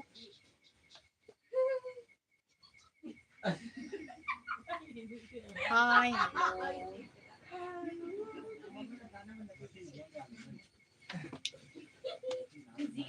Hi, hello. Lingjen nang say imagi mo. Hoy sarhi kay hainin Kem haning te kaya nungan ke hi hello hello nungai bo nungai ye sisi kay Sunila no nungai ye hi hello hi sister hi brother Miss Saksari okay char kawi Manipur da lag aga Sorry. Alan, please say my name. My name is Lingjen. Nungariye. Where is red ribbon? Red ribbon is eating the masaksari. Hello.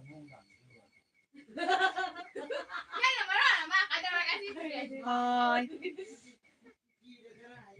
Say my name, Anita. Hi Anita. Saksari. Hi, hello. Subscriber kaya surage subscriber lising akong karahele. Inama dijin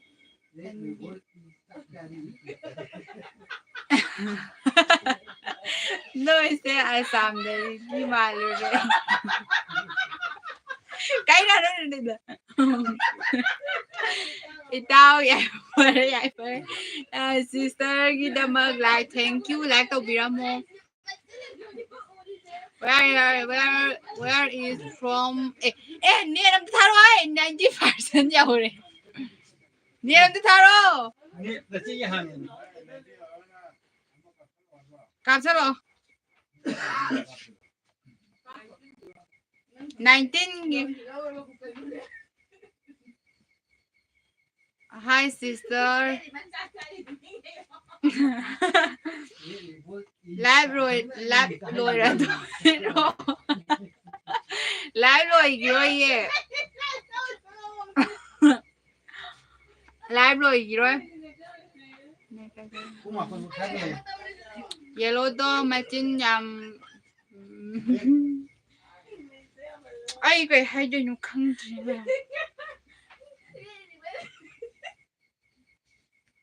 New subscriber from 1K. Thank you. Sunita no. Kay lamday no. Hayal de gine. Saksari. Hello. Hi. Ha. No sa kay no country. YouTube like bala. Kay de gino nang bo. Hayal de gine. Saksari. Red ribbon is so happy. Cây hình dáng no, cây hình dáng. Some thong sai, acham ba sai. Say my name.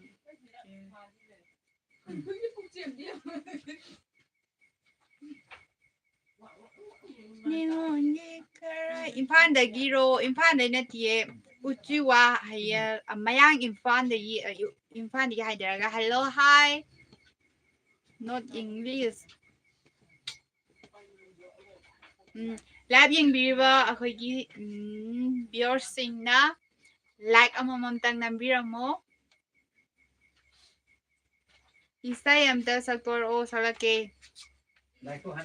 Sabi bungo nungsiba lamtai thangjigi numita. Isay di hay da. Kay ming kauge ay Lingjen kauwe. Oo na khoi irang leitro. Irang akhoi rom gi oina di kasi tholo kwa laiti adom Manipur da di irang ge dum leiri. Akhoi sai da gi oina di leitaba.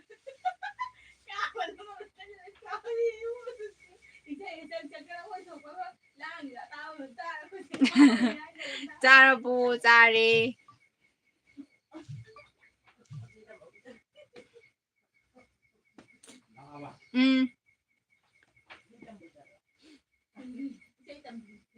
Manipur laktaba kuire ima leibak ninglak e lao. Akhoi jiri da lore. Jiri da hojam kan kali hai.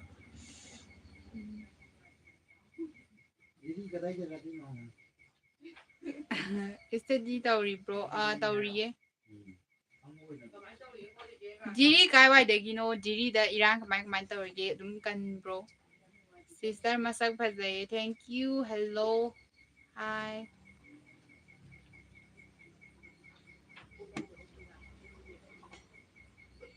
Love you my day brother. Class kya no cholesterol. How do Hi, hello, hi, hello, hi, hello, Bell. Jiri irang di sum taurida. Jiri kai wai da gino no da da sum taubra. Sum akoi zu Manipur da su maram yam kalam me hauji kitang di dum tapna dum leiri ba.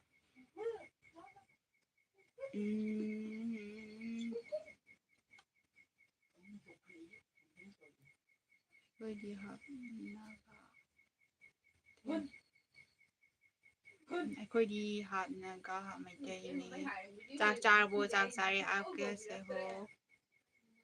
Ma'am na sumana live yengbiramagi damakta nungaije ado like amamtang nambiramo. Ma'am na channel asibu nuksibiduna channel asigi marketigi haizabani.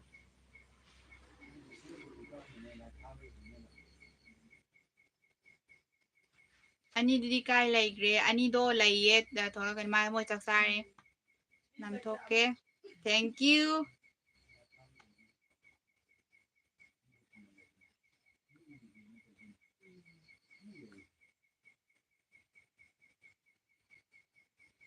Nang yum palabu karino. Kay sanarigi. Nang di sadribo ay chak sare. Koi thoro o kai wa jano koi thoro toisibo.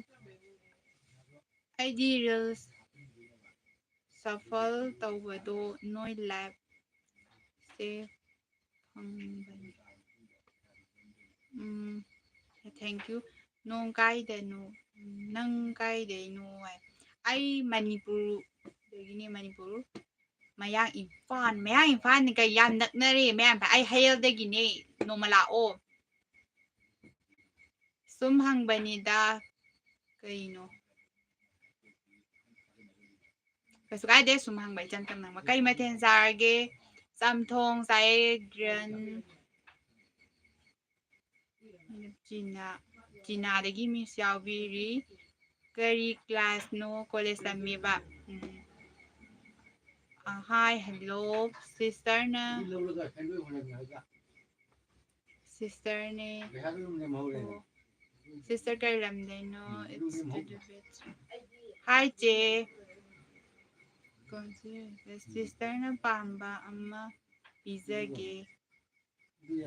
Puraga oina lako ay yung khangdabanina lakpada phurak tarani ai hayendani adum hayendi adum khundu adum ipipani adum ai adum hangba khang karamba class no 12 pass tawrabo 12 pass tawre kayo PhD loire maintain ho kya kai saninge pizza ba ma adum yare da uchiwagi tompo khangbro machedo yairipo yambemda mayum panbane khange da tompo akhoi yamba jingne akhoi lekai ne inang nang nare karamba class no haiba ai college story ba ai be hi chan hi chak charbo chak sare good college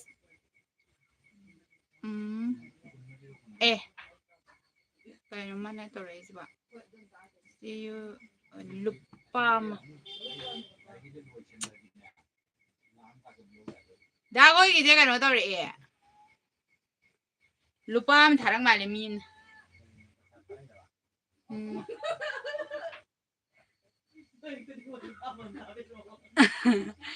31 like done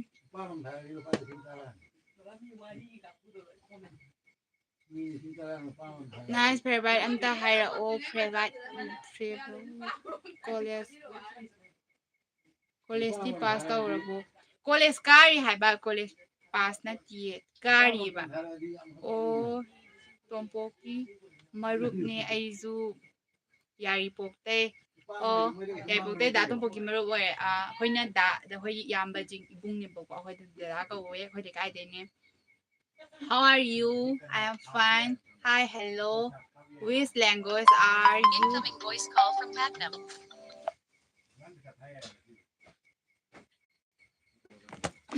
Honi Pagnam Aina School Kari Suni School Kari Sunano. Hi ma'am, I am come back. Nung dangi chamthong sai. Ribbon chang chawa loi ka come back to re. College pass tawre. ID college kari. Are you from Northeast? Red ribbon is chang chawa loi ka coming back to you. Rupees lupa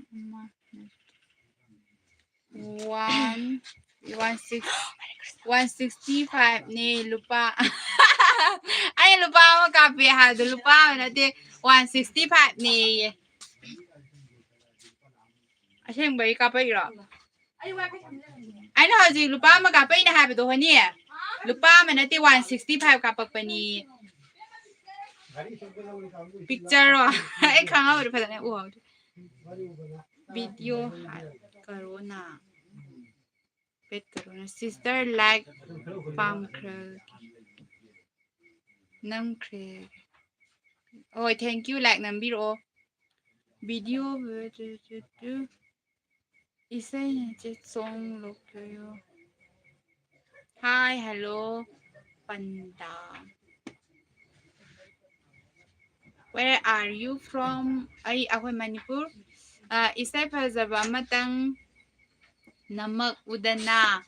Isay yam namninge ba aduga nya isay nambado ahoy camera paibina mami laite ba taseng na harbada adu isay nambadi kitang phajana namning ba sing a song Manipur salak adune malpa sama kya nom hai 165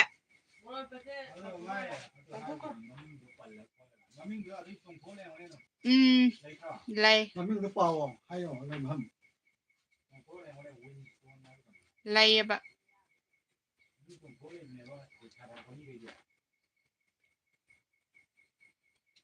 Winston Haribam Harambi Winston Harambi na hoigi Winston mai mami sai phajana khangdri mana 165 kapir thank you adom bu kaw zeroi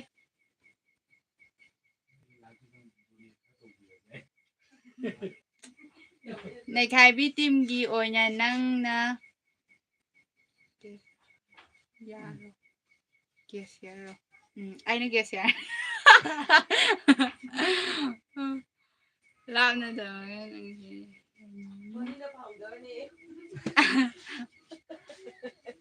Honey phao pi.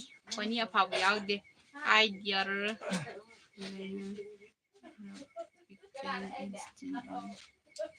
Thấy tao biết là đi. Kìa xe đâu xe lại ơi. Kìa xe này. Ai bị kìa xe là cái. Sao rồi ơi. Looking very nice, thank you. Like mom to mo. Like please. Maya. Hi, hello. Hi, I come back rồi nè. Hello. Hello. आप क्या hello. Lo. You're from here. We are from Manipur. Honey singan bi. How cái hai ghé xin thắc cái lý. Sầu ba male. Cái nào nụ ai hai cái gì? Ako ay sa pisa sabi ra kiba brother o brother hai đứa ra cái hai đứa nó. Ako gi. Ako ay pisa sabi ra po. Super sata pisa sabi ra po do lupa kya oy do ino. Paisa kaya. nè. Hay hai cái gì? 다같이 super chat다. 아코이다 누시비드네. 아코이부 누시비드나 빠사 답비락박이다막다. 아코이부 아코이나 다같이 빠가 노니 많다 이제 165네. cái hai nọ mang giờ Winston taramno 다안났대. 다같이 하러 mình cái đồng tao là 분시다 hai mình là khôi cái rồi đã 빠사 답비락박세. khôi cái 하이디 다시 나 하이게 먹고 khôi cái khôi 비디오 또 잡아제 khôi sen thùng bài mà nãy khôi sau tháng đi sao nó sẽ đi vào gọi khôi bài sai âm phăng nó sẽ đi khôi chế nên phăng đi hai ta này 다시 나 하라 vậy 누가 khôi sẽ bài sai âm bài 무슨 nãy bà brother smile thà video cái xe âm ngày đấy khôi sẽ sống phải âm đó 이 띵킹 질리서 하우다 치료하라 뭐로 가서 본데 Momo kawi Momo na khoi smile na pisa thabi ra pa se am nungai zai. Kay lam dayo no. Kay lam dayo no. Ming do tam di sao bu sa ning ida.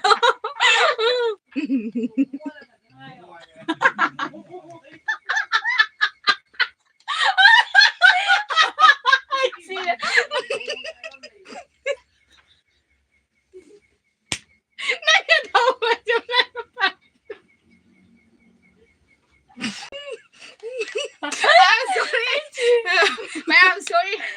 Mingdo Momo hai boy ba ma de. Momo ma na bab de kitang mistake oi re. Waro ba de ko. Momo hai ge sorry. Sorry from Neikhaibi Team. Momo.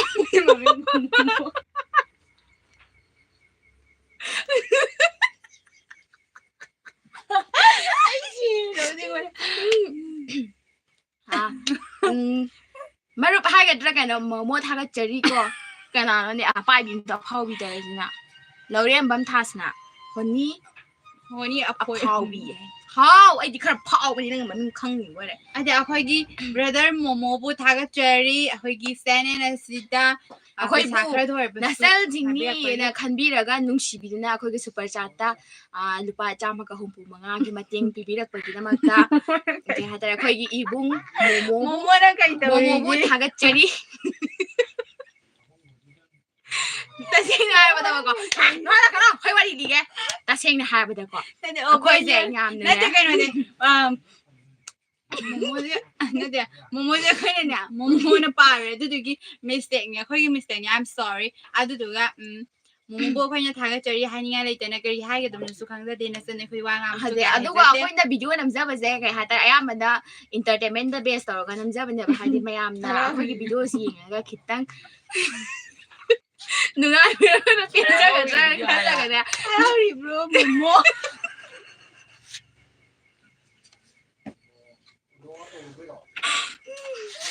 ai gì tôi đây mà không ăn cưng đi nó lại nói cái gì Hi. mày à ꯑꯩꯈꯣꯏ ꯀꯩꯅꯣ ꯀꯩ ꯍꯥꯏꯇꯥꯔꯦ ꯑꯩꯈꯣꯏ ꯅꯩꯈꯥꯏꯕꯤ team ꯍꯥꯏꯔꯤꯗꯣ ꯑꯁꯦꯡꯕꯒꯤꯗꯤ ꯂꯥꯏꯔꯕ ꯇꯤꯝꯅꯦꯕꯀꯣ ꯄꯩꯁꯥ ꯄꯥꯏꯖꯗꯦꯕ ꯃꯨꯕꯥꯡ ꯃꯌꯥꯝꯅꯗꯤ ꯑꯍꯥꯎ ꯑꯍꯥꯎꯕ ꯃꯨꯕꯥꯡ ꯇꯧꯕꯤꯔꯣ ꯍꯥꯏꯕ ꯑꯩꯈꯣꯏ ꯄꯩꯁꯥ ꯂꯩꯇꯦꯕ ꯑꯗꯨꯒꯤ ꯃꯨꯕꯥꯡꯁꯦ ꯇꯧꯖꯗꯕꯅꯤ ꯑꯗꯨꯕꯨ ꯑꯩꯈꯣꯏꯒꯤ ꯃꯣꯃꯣꯅ ꯄꯤꯕꯤꯔꯛꯏꯕ ꯄꯩꯁꯥꯁꯤꯅꯅꯦ ꯑꯩꯈꯣꯏ ꯚꯤꯗꯤꯑꯣ ꯑꯃꯗ ꯁꯣꯏꯗꯅ ꯃꯨꯕꯥꯡ ꯇꯧꯖꯔꯛꯀꯦ ꯃꯣꯃꯣꯁꯦ ꯀꯩ ꯂꯝꯗꯒꯤꯅꯣ ꯑꯝꯇ ꯍꯥꯏꯕꯤꯔꯝꯃꯣ ꯕ꯭ꯔꯗꯔ Hello ꯑꯩꯈꯣꯏ ꯑꯩꯈꯣꯏ ꯁꯨꯝ ꯅꯣꯛꯀꯜꯂꯦꯕꯀꯣ ꯑꯗꯨꯗꯨꯒꯤꯅꯦꯕ ꯃꯌꯥꯝ ꯁꯨꯝ ꯅꯪ ꯁꯣꯏꯕꯗ ꯅꯣꯛꯅꯤꯡꯕꯤꯗꯣ ꯑꯉꯥꯡꯈꯩꯁꯤꯅ ꯈꯪꯖꯗꯗꯅ ꯇꯧꯖꯕꯅꯦ ꯑꯍꯟꯁꯦ ꯈꯇꯪ ꯇꯥꯔꯛꯇꯣꯔꯦ ꯑꯩ ꯍꯥꯏꯒꯦ ꯐꯖꯅ ꯈꯔ ꯅꯣꯛꯀꯟꯕꯁꯤꯗꯅꯦ ꯃꯌꯥꯝꯅ ꯁꯨꯁꯤꯗꯕꯁꯨ ꯃꯥꯜꯂꯝꯅꯦꯕ ꯑꯩꯈꯣꯏ ꯃꯑꯣꯡꯁꯤꯗ ꯎꯁꯤꯗꯕꯗꯤ ꯅꯠꯇꯦ ꯀꯔꯤꯝ ꯂꯩꯇꯦꯕ ꯃꯣꯃꯣꯕꯨ ꯕ꯭ꯔꯗꯔ ꯃꯣꯃꯣꯕꯨ ꯑꯩꯈꯣꯏꯅ ꯊꯥꯒꯠꯆꯔꯤ ꯑꯉꯥꯡ ꯑꯃ ꯑꯣꯏꯕꯒꯤ ꯀꯩꯁꯥꯝꯊꯣꯡꯗꯒꯤ ꯑꯣꯏꯔꯗꯤ ꯀꯩꯁꯥꯝꯊꯣꯡꯗ ꯑꯩꯈꯣꯏ ꯂꯥꯛꯀꯅꯤ ꯋꯤꯡꯁꯇꯣꯟ ꯍꯥꯏꯕꯗ ꯃꯥꯅꯅꯦ ꯑꯍꯥꯟꯕꯗꯅꯦ ꯈꯪꯕ꯭ꯔꯥ ꯃꯥ ꯃꯣꯃꯣ ꯀꯧꯋꯦ ꯍꯥꯏꯕ ꯅꯠꯇꯦꯕ ꯃꯥ ꯃꯃꯤꯡꯗꯣ ꯃꯣꯃꯣ ꯀꯧꯋꯦ ꯍꯣꯅꯤ ꯑꯩ ꯕꯥꯔꯨꯟꯅꯦ ꯕꯥꯔꯨꯟ ꯀꯅꯥꯅꯣ ꯕꯥꯔꯨꯟ ꯍꯥꯏꯁꯤꯅ ꯍꯥꯏ ꯕꯥꯔꯨꯟ ꯕꯥꯔꯨꯟ ꯍꯥꯏꯁꯤꯅ ꯀꯥꯏꯗꯒꯤ ꯑꯩ ꯕꯥꯔꯨꯟ ꯀꯧꯕ ꯃꯣꯃꯣꯁꯦ ꯑꯩꯈꯣꯏ ꯊꯦꯡꯀ꯭ꯌꯨ ꯃꯣꯃꯣ ꯑꯝꯇ ꯊꯦꯡꯀ꯭ꯌꯨ ꯑꯝꯇ ꯍꯥꯏꯌꯣ ꯃꯣꯃꯣ ꯊꯦꯡꯀ꯭ꯌꯨ ꯑꯩꯈꯣꯏꯒꯤꯅꯦ ꯑꯩꯈꯣꯏꯒꯤ ꯀꯩꯅꯣ ꯃꯣꯃꯣꯗ ꯅꯩꯅꯔꯒ ꯂꯩꯔꯦ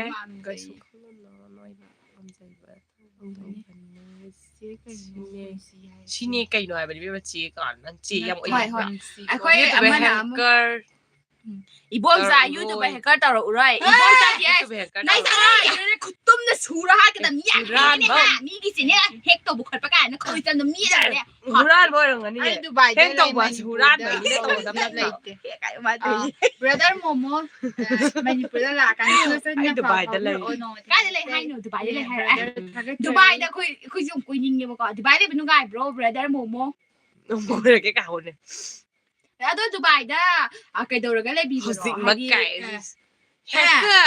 ꯅꯪ ꯀꯩ ꯑꯣꯏꯔꯒꯦ ꯅꯪ ꯍꯧꯖꯤꯛꯃꯛ ꯁꯤꯒꯦꯔꯣ ꯅꯐꯝꯗꯨꯗ ꯇꯨꯒꯦꯔꯥ ꯈꯨꯗꯤ ꯁꯤꯒꯦꯔꯥ ꯏꯗꯣꯝꯆꯥꯗꯤ ꯍꯥꯏꯁꯦ ꯃꯌꯥꯝꯅ ꯆꯪꯉꯒ ꯑꯝꯇ ꯉꯥꯡꯕꯤꯌꯨ ꯍꯣꯏ ꯍꯦꯛ ꯀꯥꯏꯅ ꯅꯃꯤꯠꯇꯨꯗꯤ ꯈꯨꯗꯣꯝꯕꯤꯠꯇꯨꯅ ꯍꯥꯠꯅꯤ ꯅꯃꯤꯠꯇꯨ ꯇꯥꯡꯉꯤꯅ ꯍꯦꯛꯀꯔꯒ ꯍꯦꯛꯀ ꯇꯧ ꯉꯝꯗ꯭ꯔꯤꯉꯩꯗ ꯍꯤꯡꯆꯥꯕꯤ ꯀꯥꯏꯅ ꯇꯧꯔꯒꯤ ꯕꯅꯥꯟꯗꯣ ꯁꯨꯝꯅ ꯏꯒꯣꯅꯦ ꯑꯗꯨꯒ ꯍꯦꯛꯀꯔ ꯑꯣꯏꯌꯨꯅꯦ ꯇꯧꯔꯒ ꯍꯣꯏ ꯑꯗꯨꯗꯤ ꯌꯥꯝ ꯐꯩꯌꯦ ꯕ꯭ꯔꯗꯔ ꯃꯣꯃꯣꯁꯨ ꯀꯩ ꯍꯥꯏꯇꯥꯔꯦ ꯗꯨꯕꯥꯏꯗ ꯂꯩꯕ ꯃꯇꯝꯗ ꯌꯥꯝꯅ ꯐꯖꯅ ꯂꯩꯕꯤꯌꯨ ꯑꯅꯥ ꯑꯌꯦꯛ ꯌꯥꯎꯗꯅ ꯂꯩꯕꯤꯌꯨ ꯑꯩꯈꯣꯏꯁꯨ ꯅꯆꯟꯁꯤꯡ ꯑꯩꯈꯣꯏꯁꯨ ꯅꯨꯡꯉꯥꯏꯕ ꯚꯤꯗꯤꯑꯣ ꯃꯌꯥꯝ ꯑꯃ ꯄꯨꯔꯒ ꯂꯥꯛꯆꯒꯦ ꯑꯗꯨꯝ ꯑꯩꯈꯣꯏꯕꯨꯁꯨ ꯐꯨꯜ ꯁꯞꯄꯣꯔꯠ ꯇꯧꯕꯤꯌꯨ ꯅꯋꯥꯁꯨ ꯐꯪꯉꯣꯏ ꯈꯠꯀꯩ ꯌꯨꯝ ꯄꯥꯟꯕ ꯄꯥꯟꯗꯕ ꯑꯩꯈꯣꯏ ꯌꯨꯝ ꯄꯥꯟꯕꯒꯤ ꯃꯇꯥꯡꯗ ꯅꯣꯏꯅ ꯑꯩꯈꯣꯏꯗꯤ ꯈꯟꯕꯨ ꯈꯟꯖꯜꯂꯨꯗ꯭ꯔꯦ ꯌꯨꯝ ꯄꯥꯟꯕꯒꯤ ꯃꯇꯥꯡꯗ ꯑꯩꯈꯣꯏ ꯌꯥꯝ ꯑꯉꯥꯡꯅꯤ ꯅꯨꯄꯥ ꯄꯤꯌꯣꯅ ꯅꯤꯔꯨꯕꯁꯤ ꯃꯉꯥꯏꯔꯦꯍꯦ ꯁꯛꯊꯤꯕꯤꯁꯤꯡ ꯏꯂꯤꯖꯥꯕꯦꯠ ꯃꯥꯏꯕ ꯃꯥꯅ ꯍꯦꯟꯅ ꯑꯩꯈꯣꯏꯗꯤ ꯊꯤꯔꯝꯅꯤ ꯑꯗꯨꯒ ꯑꯩꯈꯣꯏꯗ ꯁꯛꯊꯤꯕꯤꯁꯤꯡꯁꯦ ꯀꯥꯏꯅ ꯅꯪ ꯂꯣꯏꯅ ꯅꯈꯥ ꯁꯦꯒꯥꯏ ꯍꯥꯠꯅꯤ Elizabeth ꯀꯥꯏꯅ Elizabeth ꯍꯥꯏꯕꯁꯦ ꯑꯩꯅ ꯌꯥꯝꯅ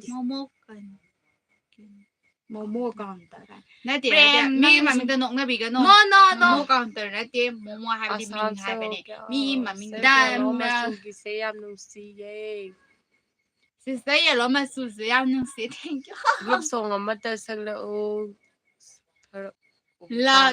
ꯂꯥꯛꯂꯤ ꯗꯤꯕꯇꯥꯁꯦ ꯑꯗꯨ ꯁꯛꯄ ꯌꯥꯝ ꯅꯨꯡꯉꯥꯏꯇꯦ ꯑꯃꯗꯣ ꯁꯛꯁꯦ ꯅꯨꯡꯉꯥꯏꯅ ꯇꯧꯕꯗꯣ ꯍꯔꯥꯎ ꯅꯨꯡꯉꯥꯏꯅ ꯁꯥꯟꯅꯔꯤ ꯑꯩꯅ ꯁꯦ ꯁꯝꯕ꯭ꯔꯨ ꯀꯩꯅꯣ ꯁꯝꯕ꯭ꯔꯨꯒꯤ ꯏꯁꯩꯗꯨꯅꯤ ꯍꯔꯥꯎ ꯅꯨꯡꯉꯥꯏꯅ ꯍꯥꯏ ꯍꯜꯂꯣ ꯔꯁ ꯊꯛꯃꯤꯟꯅ ꯅꯨꯡꯁꯤ ꯄꯥꯛꯇ ꯇꯥꯎꯔꯤꯉꯩ ꯍꯔꯥꯎ ꯅꯨꯡꯉꯥꯏꯅ ꯅꯨꯡꯁꯤ ꯍꯔꯥꯎ ꯅꯨꯡꯉꯥꯏꯅ ꯁꯃꯔꯁ ꯊꯛꯃꯤꯟꯅ ꯅꯨꯡꯁꯤ ꯄꯥꯛꯇ ꯇꯥꯎꯔꯤꯉꯩ ꯍꯔꯥꯎ ꯅꯨꯡꯉꯥꯏꯅ ꯁꯃꯔꯁ ꯊꯛꯃꯤꯟꯅ ꯅꯨꯡꯁꯤ ꯍꯣꯏ ꯑꯗꯨ ꯅꯠꯇꯕ ꯁꯛꯂꯛꯑꯣꯌꯦ ꯍꯧꯖꯤꯛ ꯃꯇꯝꯒꯤ ꯑꯣꯏꯅ ꯑꯩꯈꯣꯏ ꯁꯤꯒꯨꯝꯕꯗꯅ ꯁꯛꯑꯦ ꯑꯗꯨꯅꯅꯤ ꯑꯃ ꯁꯛꯑꯦ ꯌꯥꯔꯦ ꯗꯨꯕꯥꯏꯗ ꯑꯩꯁꯦ ꯃꯌꯥꯝꯅ ꯅꯦꯄꯥꯂꯤ ꯅꯠꯇ꯭ꯔꯒ ꯐꯤꯂꯤꯄꯤꯟꯁꯇꯒꯤꯅꯦꯅ ꯇꯧꯔꯒ ꯂꯩꯔꯦ ꯀꯪꯂꯩꯄꯥꯛ ꯃꯅꯤꯄꯨꯔꯗꯒꯤꯅꯦꯅ ꯇꯧꯕꯅꯦꯕꯣ ꯍꯥꯏꯌꯣ ꯑꯗꯨꯃꯥꯏꯅ ꯃꯅꯤꯄꯨꯔ ꯃꯆꯥꯁꯦꯀꯣ ꯃꯤꯔꯝꯗ ꯆꯠꯄꯗ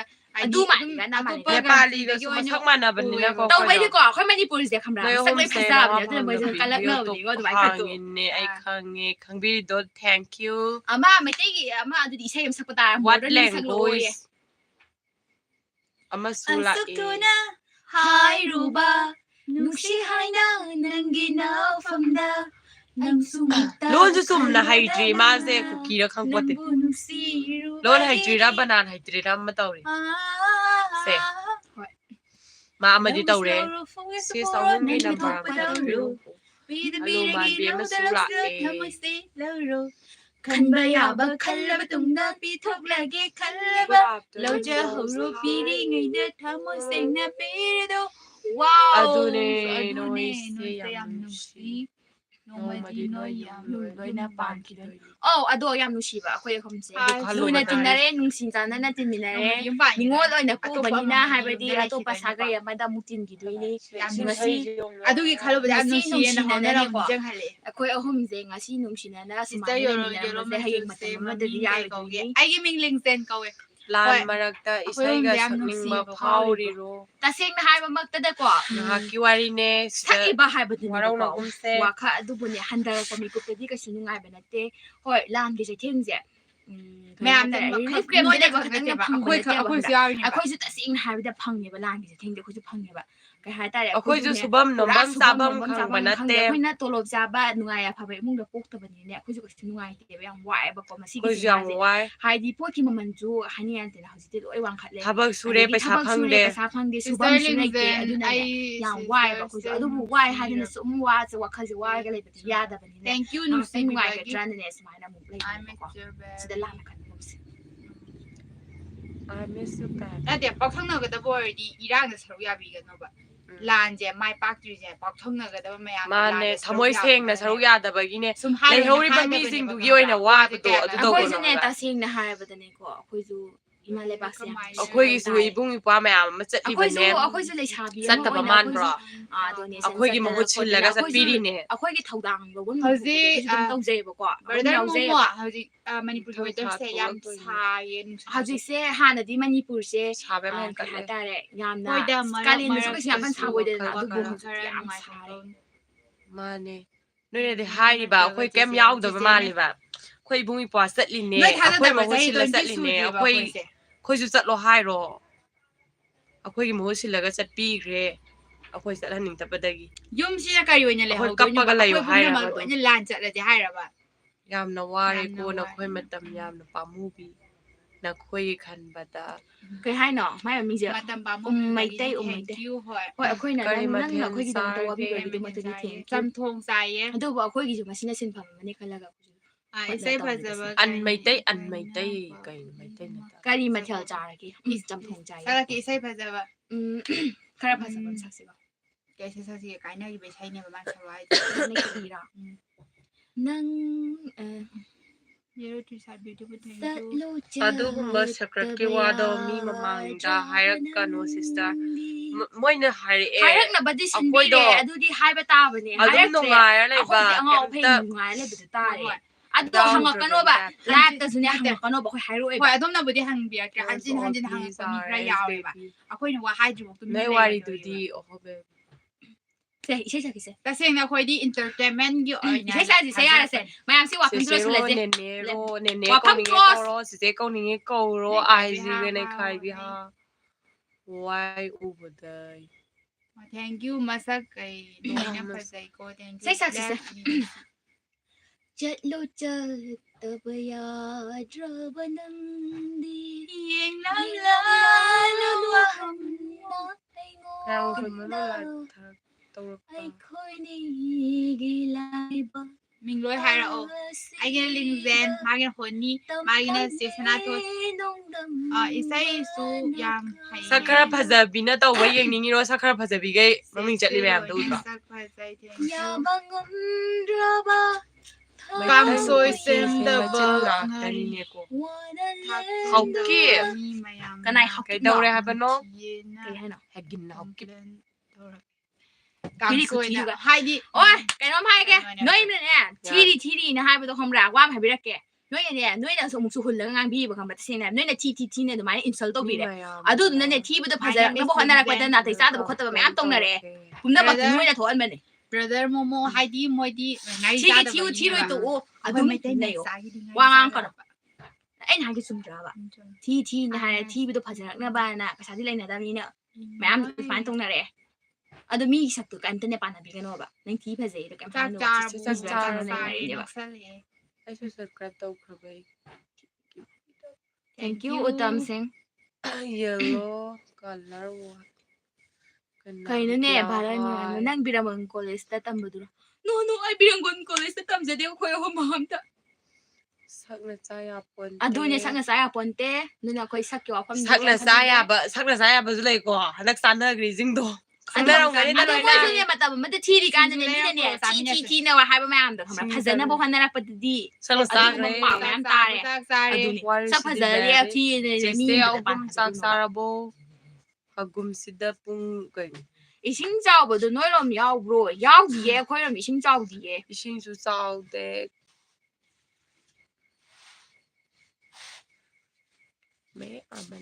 ꯀꯩ ꯀꯣꯂꯦꯖꯇ ꯇꯝꯒꯦ? MUꯗ ꯇꯝ. ꯀꯩ ꯂꯝꯗꯩꯅꯣ? ꯎꯆꯤꯋꯥ ꯍꯩꯌꯦꯜꯗ. ꯀꯥꯡꯁꯣꯏ ꯆꯥꯏꯌꯦ.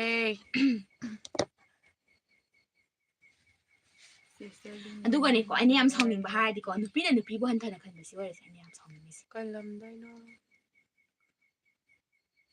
ꯑꯩꯈꯣꯏꯒꯤꯅꯦ ꯃꯩꯇꯩ ꯀꯩ ꯁ꯭ꯀꯨꯜ ꯇꯝꯒꯦ? ꯑꯩꯈꯣꯏ ꯁ꯭ꯀꯨꯜꯒꯤ ꯃꯇꯝ ꯍꯦꯟꯗꯣꯛꯈ꯭ꯔꯦ. ꯁ꯭ꯀꯨꯜ ꯂꯣꯏꯈ꯭ꯔꯦ.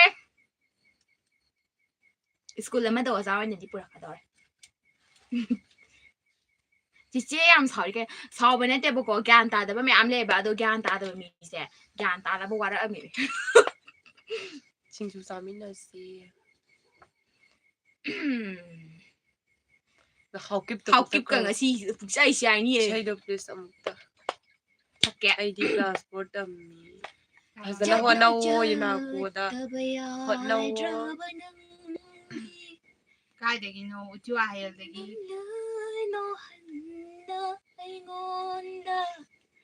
ꯑꯩꯈꯣꯏꯅꯤꯒꯤ ꯂꯥꯏꯕꯛ ꯑꯁꯤꯗ ꯇꯝꯂꯝꯂꯦ ꯅꯣꯡꯗꯝꯕꯅ ꯀꯥꯏꯅꯧ ꯌꯥꯕ ꯉꯝꯗ꯭ꯔꯕ. ꯃꯟꯗꯦꯗ ꯀꯣꯏꯔꯛꯀꯦ.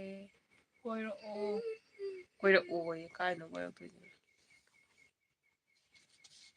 ꯅꯣꯡ ꯆꯨꯗꯧꯔꯦ ꯃꯟꯗꯦꯗ ꯍꯧꯖꯤꯛ ꯀꯣꯏꯔꯛꯑꯣ ꯍꯥꯏꯕ ꯅꯣꯡ ꯈꯛ ꯊꯥꯔꯤꯅꯦꯃꯤ ꯅꯣꯏꯕꯣ. ꯌꯦꯡꯕ ꯏꯁꯩ ꯁꯛꯑꯒ ꯅꯣꯡ ꯅꯨꯡꯉꯥꯏꯇꯕ ꯇꯥꯍꯟꯗ꯭ꯔꯗꯤ ꯌꯥꯔꯔꯣꯏ ꯃꯦꯁꯦꯖꯁꯤꯡꯁꯦ ꯍꯥꯏꯕ. ꯍꯥꯏꯠ ꯇꯧꯒꯣ ꯌꯥꯗ꯭ꯔꯣ? ꯀꯌꯥꯝ ꯈꯪꯗꯅ ꯅꯪꯁꯨ ꯇꯧ. ꯇꯧꯁꯤꯜꯂꯛꯀꯅꯤ ꯍꯧꯖꯤꯛ. ꯍꯧꯖꯤꯛꯅꯦ ꯍꯥꯎꯀꯤꯛ ꯀꯥꯏꯗꯁꯅꯣ? ꯅꯨꯡꯀꯤꯛꯀꯅꯦ ꯀ꯭ꯂꯣꯁ ꯍꯥꯎꯀꯤꯛꯀꯤ ꯃꯇꯝ ꯌꯦꯂꯣ ꯂꯣꯏꯔꯦ. ꯂꯤꯞꯄꯤꯗꯣ ꯁꯛꯍꯜꯂꯣꯌꯦ ꯏꯁꯩ ꯅꯉꯣꯟꯗ ꯁꯛꯂꯛꯑꯣꯌꯦ. ꯀꯩ ꯏꯁꯩ ꯁꯛꯇꯣꯏꯅꯣ?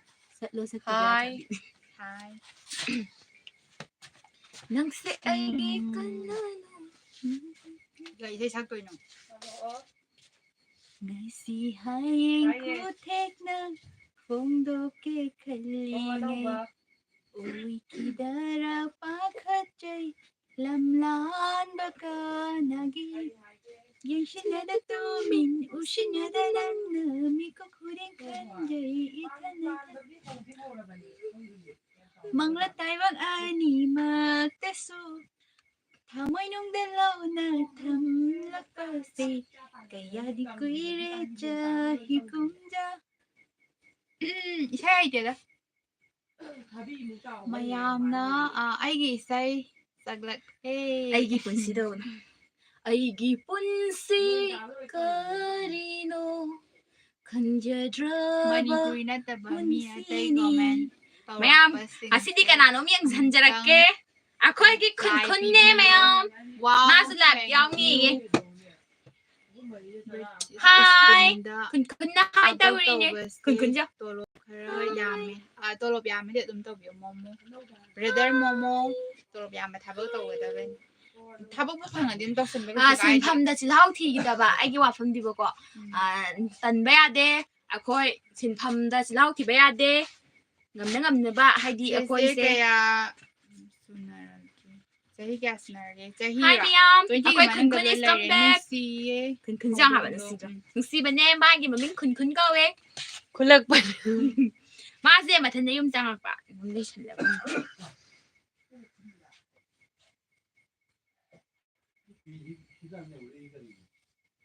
ꯅꯤꯉꯣꯟꯒꯤ ꯅꯦꯅꯦ ꯅꯣꯏ ꯅꯤꯉꯣꯜꯒꯤ ꯈꯔꯥꯏ ꯀꯔꯥꯏꯗꯩꯅꯣ? ꯎꯆꯤꯋꯥ ꯊꯣꯡꯒꯥꯜꯗ ꯍꯩꯌꯦꯜꯗꯒꯤꯅꯦ.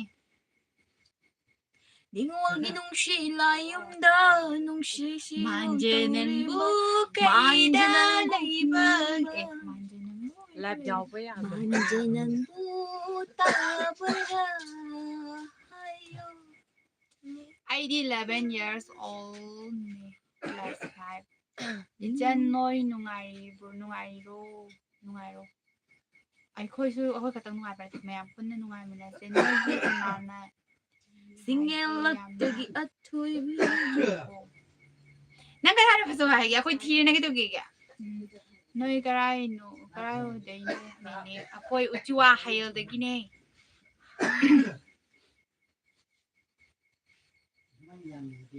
ꯁꯤꯡꯒꯦꯜꯂꯛꯇꯒꯤ ꯑꯊꯣꯏꯕꯤ ꯂꯩꯔꯥꯡꯅ ꯄꯥꯡꯈ ꯀꯣꯏꯔꯤꯕꯤ ꯁꯤꯡꯒꯦꯜꯂꯛꯇꯒꯤ ꯀꯔꯤ ꯑꯊꯣꯏꯕꯤ ꯃꯤꯡ ꯀꯧꯒꯦ ꯍꯥꯗ ꯀꯥꯏꯗꯒꯤꯅꯣ ꯂꯩꯔꯥꯡ ꯀꯨꯟꯗꯣ ꯃꯤꯡꯅ ꯑꯩꯒꯤꯅ ꯂꯤꯡꯖꯟ ꯀꯧꯋꯦ ꯃꯥꯒꯤꯅ ꯍꯣꯅꯤ ꯃꯥꯒꯤꯅ ꯁꯅꯥꯊꯣꯏ ꯁꯥꯠꯂꯛꯂꯦ ꯑꯗꯨꯗꯨꯒ ꯎꯆꯤꯋꯥ ꯍꯌꯦꯜꯗꯒꯤ ꯅꯨꯡꯁꯤꯌꯦ ꯑꯩꯈꯣꯏ ꯅꯤꯡꯍꯨꯟꯅ ꯍꯦꯜꯂꯣ ꯊꯥ ꯐ꯭ꯔꯦꯟ ꯀꯨꯟꯗꯣ ꯂꯩꯔꯥꯡ ꯅꯪꯗꯤ ꯈꯪꯂꯝꯂꯣꯏ ꯊꯃꯣꯏ ꯂꯥꯟ ꯀꯃꯥꯏ ꯇꯧꯔꯤꯒꯦ ꯍꯧꯖꯤꯛ ꯃꯅꯤꯄꯨꯔꯁꯦ ꯂꯥꯟꯁꯦ ꯐꯕꯃꯛꯇꯤ ꯑꯣꯏꯗ꯭ꯔꯤ ꯑꯗꯨꯒ ꯍꯧꯖꯤꯛ ꯈꯤꯇꯪ ꯄꯨꯁꯇ ꯂꯩꯔꯤ ꯄꯨꯁꯇ ꯂꯩꯇꯦ ꯀꯥꯏꯗꯩꯅꯣ ꯑꯗꯨꯝ ꯃꯁꯤ ꯃꯌꯥꯗꯒꯤ ꯀꯥꯞꯁꯤꯜꯂꯛꯄ ꯂꯦꯞꯇꯦ ꯆꯦꯆꯦ ꯃꯌꯥꯏ ꯇꯥꯡꯕꯁꯦ ꯍꯧꯖꯤꯛꯁꯦ ꯃꯁꯤ ꯌꯥꯝꯅ ꯃꯌꯥꯗꯒꯤ ꯐꯖꯩ ꯃꯁꯤ ꯃꯌꯥꯗꯒꯤꯅꯦ ꯂꯥꯟ ꯀꯥꯞꯁꯤꯜꯂꯛꯄ ꯂꯦꯞꯇꯦ ꯑꯩꯈꯣꯏꯅ ꯃꯥꯟꯅꯕꯤꯗꯗꯅ ꯅꯣꯏ ꯑꯩꯗꯤ ꯂꯝ ꯂꯥꯏꯞ ꯍꯥꯏꯕ ꯂꯣꯏꯔꯦꯒ ꯈꯜꯂꯦ ꯎꯆꯤꯋꯥ ꯍꯧꯖꯤꯛ ꯍꯌꯦꯜ ꯐꯥꯎꯕ ꯑꯩꯈꯣꯏꯒꯤ ꯂꯝ ꯂꯣꯏꯔꯝꯗꯧꯔꯤ ꯅꯣꯏ ꯂꯝꯗ ꯍꯥꯏꯕ ꯑꯩꯈꯣꯏ ꯂꯝꯗꯗꯤ ꯂꯥꯟ ꯇꯧꯗꯤꯌꯦ ꯀꯨꯟꯗꯣ ꯂꯩꯔꯥꯡ ꯅꯪꯗꯤ ꯈꯨꯟꯈꯨꯟꯁꯦ ꯍꯥꯠꯇꯣꯛꯑꯒꯦ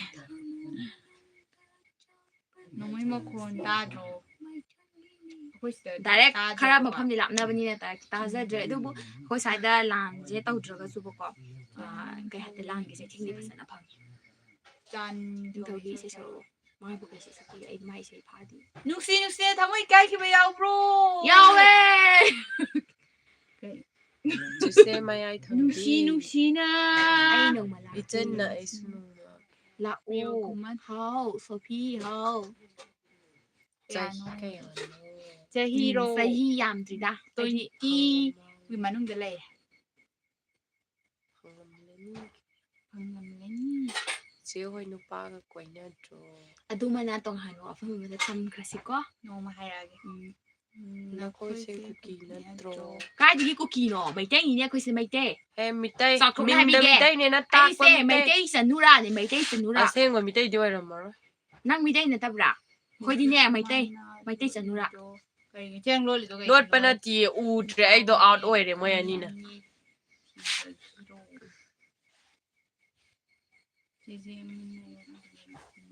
ꯃꯥ ꯂꯣꯠꯄ ꯅꯠꯇꯦ ꯅꯪ ꯁꯨꯃꯥꯏꯅ ꯐꯝꯃꯨ ꯌꯥꯔꯦ ꯌꯥꯔꯕ꯭ꯔꯥ I'm sorry ma'am how are you fine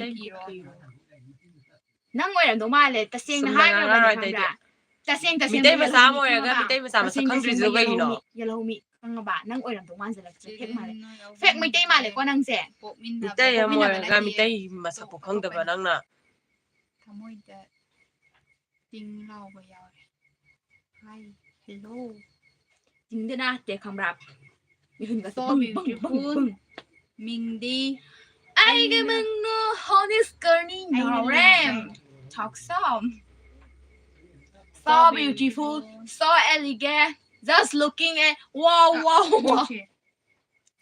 so beautiful so angry just looking at meow meow just looking at meow meow ꯃꯣꯏ ꯀꯩꯅꯣ ꯇꯧꯋꯦ ꯍꯥꯏꯕ sister please don't skip my ꯋꯥ ꯑꯝꯇ comment ꯍꯥꯏꯅꯤꯡꯉꯛꯇ꯭ꯔꯦꯕ no ꯑꯩꯈꯣꯏ skip ꯇꯧꯈꯤꯕ ꯂꯩꯇꯦ skip my real fast ꯁꯦ ꯑꯗꯨꯝ ꯌꯥꯕꯅꯦ full support hi hello ꯋꯦꯗꯔꯁꯤꯗ ꯀꯔꯤ ꯃꯊꯦꯜ ꯍꯣꯠꯅꯒꯦ ꯍꯧꯖꯤꯛꯇꯤ ꯁꯥꯕꯅꯤꯅ ꯆꯝꯊꯣꯡ ꯑꯣꯏꯅ ꯆꯥꯖꯩ ꯄꯛꯇ꯭ꯔꯦ ꯁꯛꯇꯨꯒ ꯅꯪ ꯀꯂꯛꯄ꯭ꯔꯥ ꯄꯛꯀꯦꯔꯥ ꯄꯛꯑꯔ ꯑꯩ ꯁꯥꯡ ꯄꯥꯜꯂꯦ ꯅꯪꯗꯤ ꯄꯥꯟꯖꯕ꯭ꯔꯥ I love you sister ꯁꯣꯐꯤꯅꯥ love you ꯑꯩꯈꯣꯏ ꯆꯥꯛꯀ ꯊꯣꯡꯗ꯭ꯔꯣ ꯅꯈꯣꯏꯕꯨ ꯑꯩꯈꯣꯏꯁꯤ ꯆꯥꯛ ꯉꯁꯥꯏꯅ ꯅꯨꯡꯊꯤꯟꯗ ꯊꯣꯡꯉꯔꯣꯏꯗ꯭ꯔꯣ ꯆꯥꯛꯀ ꯆꯥꯔꯕꯁꯦ ꯑꯩꯈꯣꯏꯗꯤ ꯂꯥꯏꯞ ꯊꯥꯅ ꯏꯆꯟ ꯍꯤꯟꯗꯤ ꯉꯥꯡꯕ ꯍꯩꯕ꯭ꯔꯣ ꯇꯁꯦꯡꯅ ꯍꯥꯏꯔꯕꯗ ꯍꯤꯟꯗꯤꯗꯤ ꯉꯥꯡꯕ ꯍꯩꯖꯗꯦ ꯍꯤꯟꯗꯤ ꯑꯗꯨꯝ ꯈꯪꯗꯤ ꯈꯪꯕ ꯑꯗꯨꯒ ꯀꯥ ꯍꯦꯟꯅ ꯉꯥꯡꯗꯦ How old are you? Meitei Sarojini Thokchom pork or duck porkꯁꯨ ꯆꯥꯗꯦ duckꯁꯨ ꯆꯥꯗꯦ Maitai nupi Ai is mi the tai ma sa best. war sam thong khang da bra he.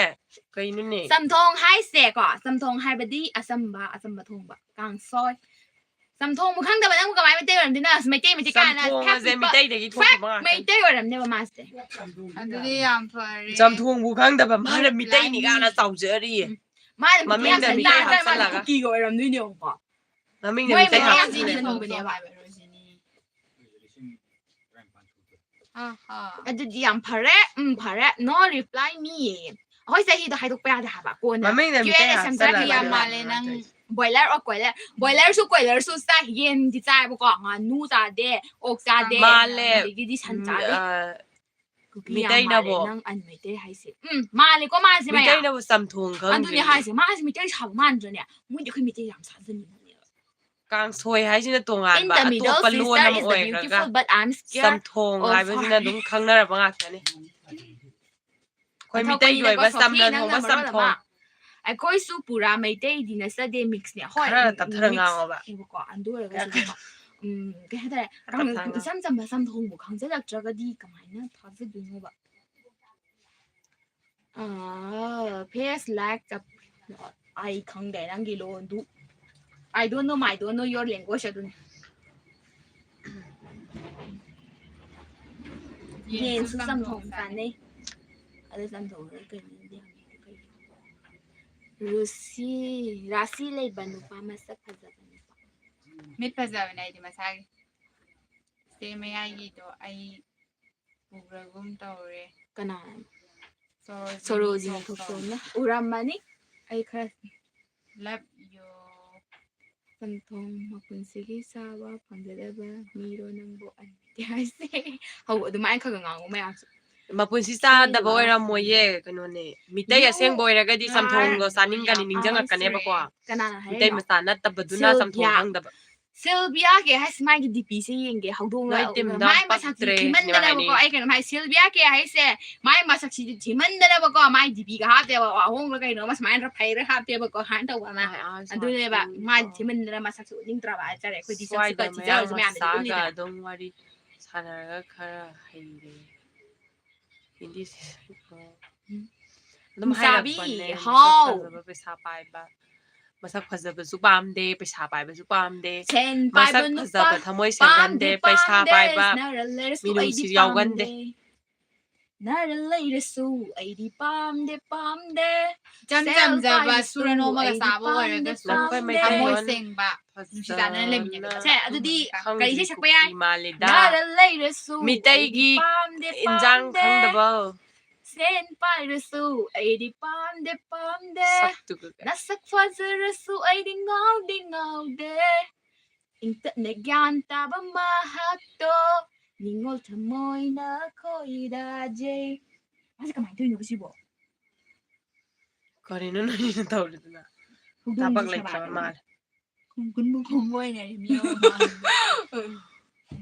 skip ꯑꯩꯗꯤ my ꯗꯦꯂꯤꯚꯔꯤ comment ꯆꯠꯂꯦ ꯑꯗꯨꯅ ꯅꯨꯄꯤ ꯑꯃꯠꯇꯅ skip ꯌꯥꯗ꯭ꯔꯦ ꯇꯧꯗꯦ ꯂꯥꯏꯔꯕ ꯅꯨꯄꯥ ꯑꯣꯏꯕꯒꯤ ꯀꯩꯁꯨꯝ ꯈꯟꯒꯅꯣ ꯗꯦꯂꯤꯚꯔꯤ ꯅꯤꯡꯍꯟꯅꯕ ꯆꯠꯂꯒ ꯂꯩꯒꯅꯣ ꯗꯦꯂꯤꯚꯔꯤꯒꯤ ꯋꯥꯔꯤ ꯗꯦꯂꯤꯚꯔꯤ ꯆꯠꯇ꯭ꯔꯒꯗꯤ ꯁꯨꯅꯤꯡꯗꯕ ꯆꯠꯅꯤꯡꯗꯕ ꯃꯤꯈꯩꯗꯣ ꯗꯦꯂꯤꯚꯔꯤ ꯇꯧꯕꯤꯗꯕ ꯃꯤ ꯂꯩꯔꯣꯏ ꯑꯗꯨꯅꯤ ꯍꯥꯏꯁꯦ ꯀꯅꯥꯅ ꯄꯣꯠ ꯊꯤꯟꯕꯤꯔꯛꯇꯣꯔꯤ ꯆꯟꯗꯦ ꯆꯟꯗꯤꯌꯦ ꯆꯟꯗꯦ ꯑꯩꯅ ꯄꯥꯛꯊꯗ꯭ꯔꯗꯤ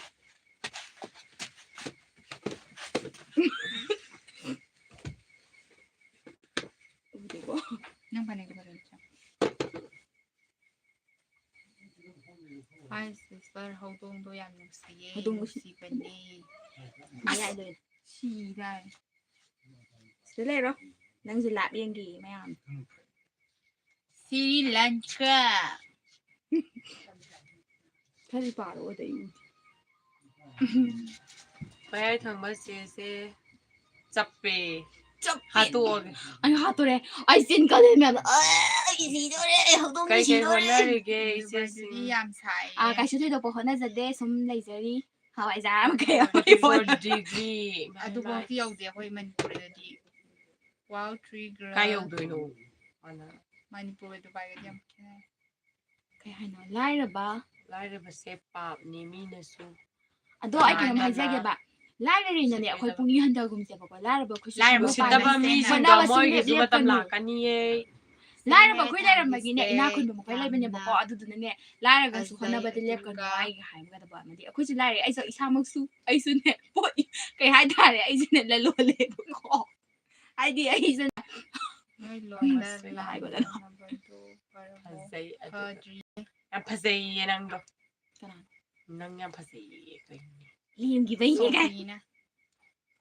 ꯊꯦꯡꯛ ꯌꯨ ꯁꯣꯐꯤ ꯅꯤꯡꯉꯣꯜ ꯂꯥꯏꯔꯕꯩꯗꯤ ꯀꯩꯝ ꯈꯜꯂꯨꯅꯨꯗ ꯑꯩꯈꯣꯏꯁꯨ ꯂꯥꯏꯔꯕꯩꯅꯤ ꯑꯝꯇ ꯀꯛꯊꯠꯀꯣ ꯁꯤ ꯀꯅꯥꯅꯣ ꯇ꯭ꯔꯣꯡ ꯇ꯭ꯔꯣꯡ ꯇ꯭ꯔꯣꯡꯒ ꯇꯧꯔꯦ ꯑꯩꯈꯣꯏ ꯄꯥꯅꯦ ꯕꯔꯥ ꯃꯥꯅꯦ ꯑꯝꯇ ꯇꯧꯋꯣ ꯑꯁ ꯑꯝꯇ ꯇꯧꯔꯨꯈꯤꯒꯦꯁꯦ ꯑꯩ ꯅꯠꯇꯦ ꯅꯪ ꯐꯣꯟꯗ ꯄꯤꯔꯛꯑꯣ ꯑꯩ ꯕꯦꯂꯦꯟꯁ ꯌꯥꯎꯗꯦ ꯂꯥꯏꯔꯕꯅꯤꯅ ꯕꯦꯂꯦꯟꯁꯁꯨ ꯍꯥꯞꯄ ꯉꯝꯗꯕ ꯍꯥꯏꯇꯥꯔꯦ hello ꯑꯩ ꯏꯃꯥ ꯆꯠꯈ꯭ꯔꯦ I love you darling ꯏꯆꯟꯁꯤꯡꯁꯦ ꯀꯩ ꯂꯝꯗꯩꯅꯣ ꯎꯆꯨꯋꯥ ꯍꯦꯜꯗꯒꯤꯅꯦ ꯄꯨꯡꯉꯥꯟ ꯉꯥꯜꯂꯦ ꯃꯌꯥꯝ ꯑꯩꯈꯣꯏꯒꯤ ꯃꯩꯔꯝꯗ ꯄꯨꯔꯛꯑꯗꯤ ꯅꯪ ꯂꯧꯕꯁꯨ ꯍꯩꯔꯣꯏ ꯃꯩ ꯃꯝꯃꯦ ꯃꯩ ꯃꯨꯠꯈ꯭ꯔꯦ ꯑꯋꯥꯕ ꯃꯆꯥ ꯂꯦꯝꯅ ꯃꯥꯡꯗꯦ ꯅꯥꯔꯒꯅ ꯍꯤꯡꯗꯦ ꯃꯥꯅꯦ ꯑꯗꯨꯕꯨꯗꯤ ꯆꯨꯝꯃꯦ ꯈꯪꯗꯦꯗ ꯑꯋꯥꯕꯒꯤ ꯋꯥꯔꯤ ꯋꯥꯔꯒ ꯁꯨꯝ ꯂꯩ ꯄꯥꯏꯖꯐꯝ ꯂꯩꯇꯦ ꯃꯩ ꯃꯨꯠꯈ꯭ꯔꯕꯣ ꯃꯩ ꯃꯨꯠꯈ꯭ꯔꯦ ꯎꯆꯤꯋꯥ ꯀꯥꯏꯋꯥꯏꯗꯒꯤꯅꯣ ꯎꯆꯤꯋꯥ ꯍꯦꯜꯗꯒꯤ ꯍꯥꯏ ꯍꯜꯂꯣ ꯀꯤꯌꯦ ꯑꯅꯤꯁꯦ ꯊꯦꯡk you ꯁꯣꯐꯤ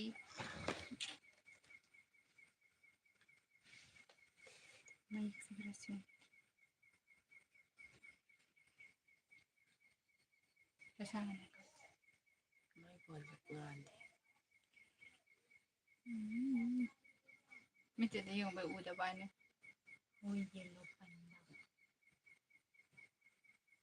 ꯅꯣꯏ ꯌꯨꯇꯨꯕ ꯇꯧꯕ꯭ꯔꯣ ꯑꯩꯈꯣꯏ ꯌꯨꯇꯨꯕꯅꯦ ꯑꯩꯈꯣꯏꯁꯦ ꯌꯨꯇꯨꯕꯇꯅꯤ ꯂꯥꯏꯚ ꯊꯥꯔꯤꯁꯦ ꯐꯥꯒꯤ ꯇꯧꯕꯅꯦ ꯀꯤ ꯍꯥꯏꯈꯤꯕꯗꯣ ꯑꯗꯨꯏꯅꯦ ꯐꯥꯒꯤ ꯇꯧꯕꯅꯦ hello the green sister also cute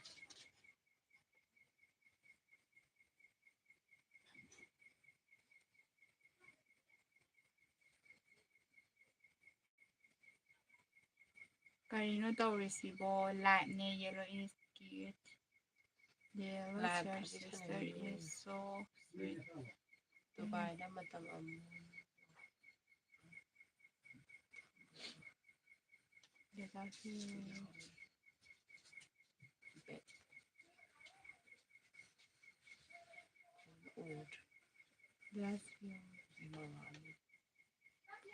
ꯕ꯭ꯂꯦꯛꯁꯤꯅ ꯀꯞꯄꯤꯁꯤꯅ ꯀꯩꯒꯤꯅꯣ ꯀꯞꯇꯤꯌꯦ ꯅꯣꯏ ꯑꯅꯤ ꯑꯩ ꯀꯞꯇꯦ ꯃꯔꯛꯁꯤꯗ ꯁꯤꯡꯒꯟꯒ ꯌꯥꯎꯕ꯭ꯔꯣ ꯁꯤꯡꯒꯜ ꯀꯞꯆꯜꯂꯛꯑꯦ ꯒ꯭ꯔꯤꯟ ꯂꯤꯠꯄꯤ ꯅꯝꯕꯔ ꯄꯤꯔꯛꯑꯣ ꯒ꯭ꯔꯤꯟ ꯂꯤꯠꯂꯦ ꯀꯩꯅꯣ ꯍꯥꯏꯁꯤꯕꯣ ꯀꯩꯅꯣ black ꯐꯅꯦꯛꯄꯨꯗꯤ green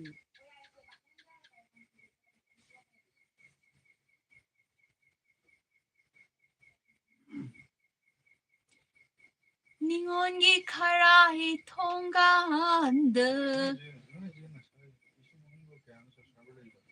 3,080 830 kano your eye killer imay pe chakinu subscribe tawamo Salamdayda subscribe naman itan kainom sum hange hango yaye hangbiro yaye hayeng yoraga haba laage bend tongba ko yam ngawe orakani ko kaawna obada la kaidagino uchiwa heldagini please gini black lippy number pirao nusiye description da hapcharamhage Sakti lay hydra black lippy number pero subscribe tawamo ko Sese ani se machin manaro Sinang nati sak manabani Pagi tapos na banida Luhong baste amma Ima ipana I'm coming luhongba na phabra natraga aikoy nungsinabaduna luhong basta aina mo tadi isay na kay isay-isay apamba do. Nasa sana pa pa di khanaro ko nila minagadaban natte. Ako'y sa hausi enjang mathel do ba masadore mayam saning bro Iron ba uti. amadi lae. Iron ba su pame, uti su pame. yes you di ka phare Pame jang akta. Noi jay kya suraga yellow is so beautiful and nice. they are not Ay bro ay bata minda kana pa. sisu harau Hello everyone. May tay nupi du su tiba lay nang bu kayam fazarage. Hanubi sese. ako'y thi nang kai dau ge hai ba no nang ka phaza han ge hai bro Nakandagi du su. Ay no, at si Ma, ni kayo ako pa na.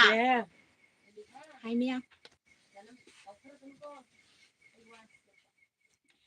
Sabi ibong So beautiful, so elegant. Lam tay thang jagi numit. Hindi ka nalang tiyay, no. Moy na hay ni kang bra. Kay no kang di. sabi ibungo nung siba Alate. Lagi na mo. Matulog lagi.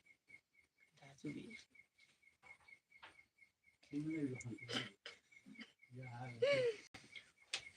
Lamta na tanjagi numita. Sandra Mare.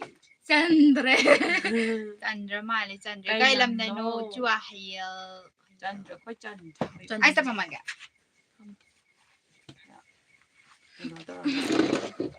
Lala na ba? ang sinye da da broเนี่ยเดี๋ยวรวยไปก็ป่านรวยแฮนด์แมนแนม as ay kami pa uti tan Amok 생도라 거의 잡을 떠올까는 거. 동기 아니제 마다마다 저토래요. se ay hala kasi si Sumayo ko mapmayado hindi bida. เชิงตัวปกี้ทับตัวคดียาวรวยเย่ Pwede. 동기 아니도는 마다임 달래로 또 매려 mana. siya ba ko ti do ay sini nandi ko ka do pasaman le na ito ito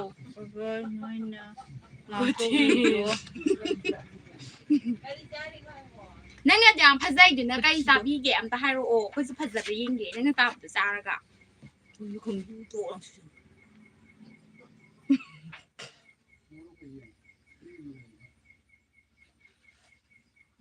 cái nhà mẹ ai xin à why skipping like kami so finara so ai di kamau di ko isang koมา da ที่กำเนิดเป็นตัวไหนมาต่อเขาเดบวยมันเนี่ย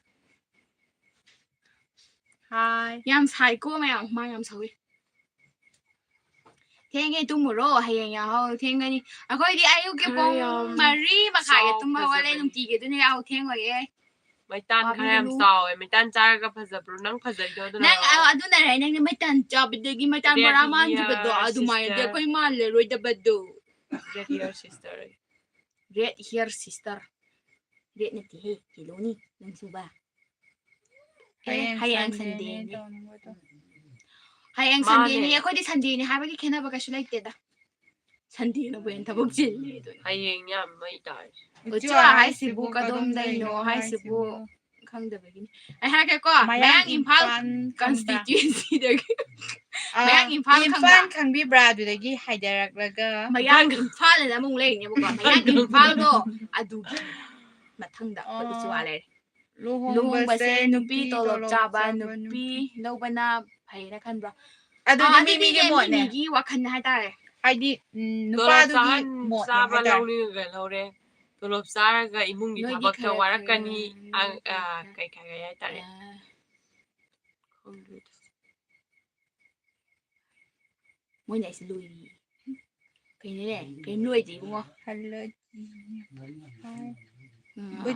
what is the yellow hair name sister my name is Honey Skarni now ชื่อว่าทารัมบา Tarambo kana ngasi ada di kang zadre ipai ku da hang rage ชื่อว่าเจ้าคนน่ะคังกันดีกว่าว่าอย่ามาบ่ว่ามาควรให้ ꯑꯗꯣ ꯑꯩꯈꯣꯏ ꯎꯆꯤꯋꯥꯁꯦ ꯀꯩꯗꯒꯤ ꯎꯆꯤꯋꯥ ꯊꯣꯛꯂꯝꯕꯅꯣꯗꯣ ꯑꯩꯈꯣꯏ ꯈꯪꯍꯧꯗ꯭ꯔꯦ ꯑꯗꯨꯗꯨꯅ ꯑꯩꯈꯣꯏꯒꯤ ꯄꯥꯔꯤ ꯄꯨꯔꯤ ꯁꯤꯒꯤ ꯅꯥꯈꯤꯕ ꯃꯌꯥꯝꯗꯣ ꯑꯩꯈꯣꯏ ꯈꯣꯝꯀꯠꯆꯔꯒꯦ ꯑꯗꯨꯒ ꯍꯪꯖꯔꯛꯑꯒꯦ ꯑꯗꯨꯒ ꯍꯥꯏꯖꯔꯛꯑꯒꯦ 우수와 Hi hello 우수와나 스타우 하다. Kuchi 여기다 Hi 이싱 ꯆꯥꯎꯔꯛꯄ ꯀꯥꯟꯗ Pasutari 우찌ꯅ 와ꯗ 까ꯔꯒ ꯂꯥꯛꯑꯦ. Ima ipa tulog chaba family 이마 이빠 또도 lakba adugi 짜바 ꯗꯒꯤ ꯂꯥꯛꯄ ꯑꯗꯨꯒꯤ animak chaba ꯑꯣꯏꯔꯗꯤ ꯀꯩꯁꯨ ꯀꯥꯏꯗ꯭ꯔꯦ ꯃꯤꯡꯗꯨꯗꯤ ꯈꯪꯗ꯭ꯔꯦꯗꯣ ꯐꯖꯕꯤ ꯃꯣꯏ ꯑꯃ ꯍꯪꯕ ꯌꯥꯎꯔꯝꯒꯅꯤ ꯑꯗꯨ ꯑꯣꯏꯇꯥꯔꯒꯗꯤ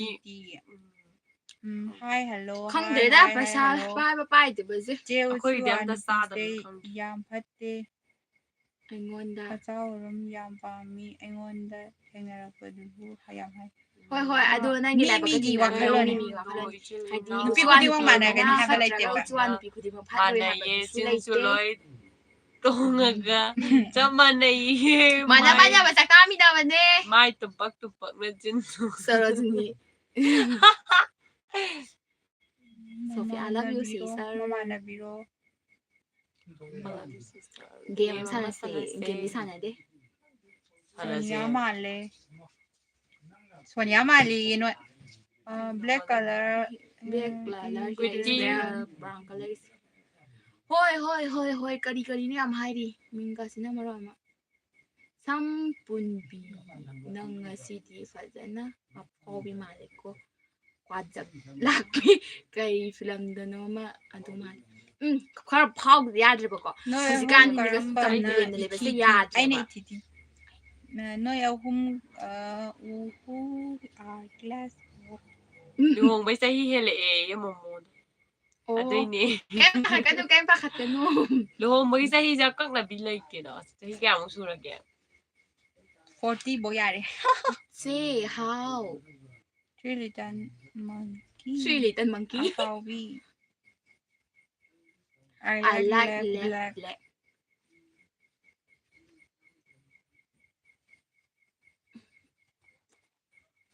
32 ꯑꯁ 32 ꯅꯪꯅ ꯋꯥꯔꯤꯕ ꯀꯩꯁꯨ ꯂꯤꯗ꯭ꯔꯤ ꯏꯕꯨꯡꯉꯣ ꯂꯤꯗ꯭ꯔꯤ ꯌꯥꯝ ꯅꯨꯄꯥꯅꯕꯨ ꯑꯉꯥꯡ ꯍꯧꯖꯤꯛꯀꯥꯟꯗꯤ ꯈꯪꯕ꯭ꯔꯥ ꯑꯉꯥꯡ ꯈꯔꯅꯅꯦ ꯆꯥꯛ ꯆꯥꯔꯕꯣ ꯆꯍꯤ ꯆꯥꯔꯦ ꯁꯨꯕꯣꯏ ꯁꯨꯗꯕꯣꯏ ꯃꯌꯨꯝ ꯄꯥꯟꯈꯤꯗꯅꯅꯦ ꯅꯣꯏ ꯌꯥꯝ ꯂꯤꯕ ꯃꯥꯟꯈꯤꯕ ꯋꯥꯅꯤ ꯀꯩꯁꯨ ꯂꯤꯗꯦꯀꯣ ꯃꯤ ꯑꯩꯈꯣꯏ ꯕꯥꯗꯣ ꯆꯍꯤ 30 ꯍꯦꯜꯂꯅꯤ ꯈꯪꯕ꯭ꯔꯥ ꯂꯨꯍꯣꯡꯉꯤꯗꯣ ꯅꯨꯄꯤꯗꯕꯨꯗꯤ ꯌꯥꯗꯦꯕ ꯆꯍꯤ 30 ꯍꯦꯟꯕꯁꯦ ꯂꯤꯔꯦꯕꯀꯣ ꯅꯨꯄꯥꯗꯗꯤ ꯍꯣꯏ ꯀꯩꯁꯨ ꯂꯥꯏꯞ ꯂꯩꯇꯦ. ꯊꯥꯔꯤ ꯁꯛꯊꯤꯕꯅꯤꯅ ꯂꯥꯏꯛ ꯂꯣꯏꯁꯤꯟꯗ꯭ꯔꯤꯌꯦ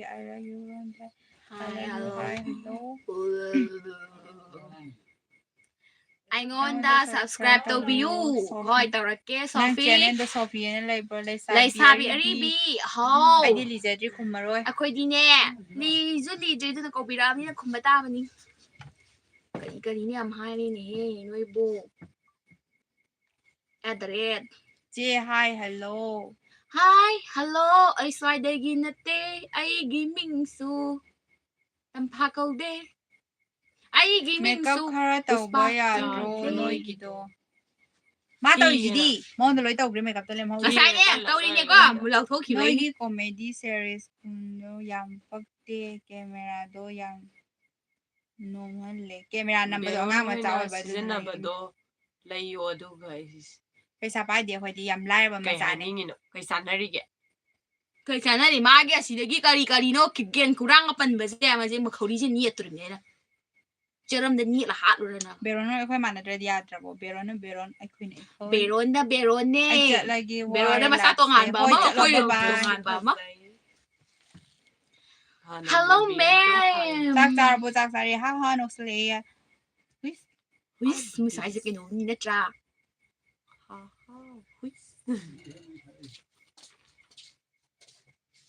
ꯗ꯭ꯌꯨꯁ ꯐꯦꯃꯤꯂꯤ 20ꯔꯣ ꯁꯕꯁꯀ꯭ꯔꯥꯏꯕꯔꯗꯣ ꯈꯨꯍꯦꯟꯗꯣ 100 ꯃꯌꯥ ꯌꯧꯔꯦ ꯑꯗꯨ ꯅꯠꯇꯕ ꯑꯃꯗꯣ ꯚ꯭ꯌꯨꯗꯣ ꯑꯃꯗꯨꯗꯤ ꯋꯥ ꯉꯥꯡꯗ꯭ꯔꯤꯗꯣ ꯈꯔ ꯉꯥꯡꯉꯣꯗꯅ ꯃꯥ ꯉꯥꯡꯉꯛꯑꯗꯤꯅꯦ ꯃꯥꯗꯤ ꯌꯥꯝ ꯁꯥꯎꯒꯟꯕꯅꯦꯕꯀꯣ ꯍꯥꯏ ꯇꯦꯝꯄꯔꯗ ꯋꯥ ꯉꯥꯡꯊꯔꯛꯄ ꯉꯥꯡꯕꯗꯣ ꯋꯥꯅꯤꯅꯦ ꯑꯩꯅ ꯐꯖꯔꯣꯏꯗꯕꯗꯣ ꯉꯥꯡ ꯉꯥꯡꯍꯟꯗꯕ ꯍꯧꯔꯛꯄꯒ ꯃꯣꯏ ꯑꯗꯨꯝ ꯉꯥꯡꯕꯅꯤ ꯇꯥꯔꯣꯏꯅ ꯑꯩꯅ ꯉꯥꯡꯕ ꯂꯦꯞꯄ ꯄꯨꯂꯞ ꯃꯥꯟꯅꯔ ꯉꯥꯡꯉꯗꯤ ꯃꯥꯟꯅꯔ ꯉꯥꯡꯉꯦ ꯍꯥꯏꯗꯅ ꯑꯗꯨꯗꯨꯒꯤꯅꯤ ꯍꯦꯜꯂꯣ ꯄꯨꯂꯤꯁꯀ ꯀꯧꯈ꯭ꯔꯦ ꯑꯩꯈꯣꯏ ꯐꯥꯅꯕ ꯑꯣꯏꯔ ꯃꯥꯜꯂꯦ ꯇꯞꯇꯥꯏ ꯀꯦꯁꯜꯂꯒ ꯃꯪꯗ ꯚꯨꯠ ꯂꯥꯛꯀꯅꯤ ꯉꯁꯥꯏ ꯀꯦꯕꯩꯅꯤꯍꯦ ꯃꯥꯏ ꯇꯥꯗ꯭ꯔꯦ ꯅꯣꯏꯁꯨ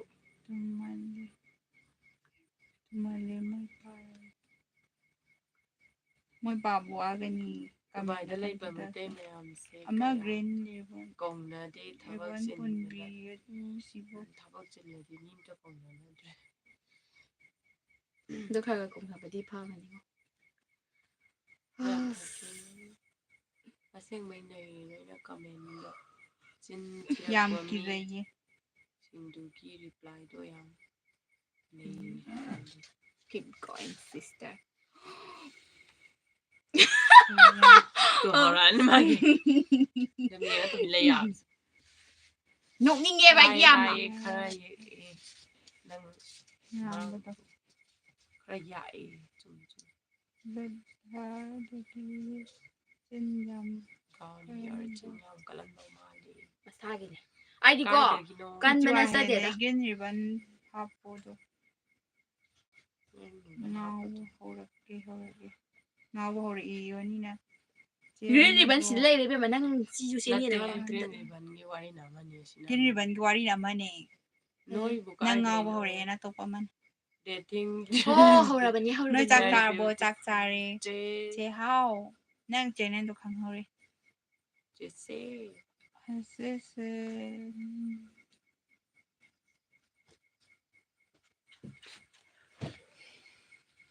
qua rồi Nanu doi chang pa ma ya. năng là mà phải Ang ganda nga to si Je. Sang sila ko na pado. Si Sway.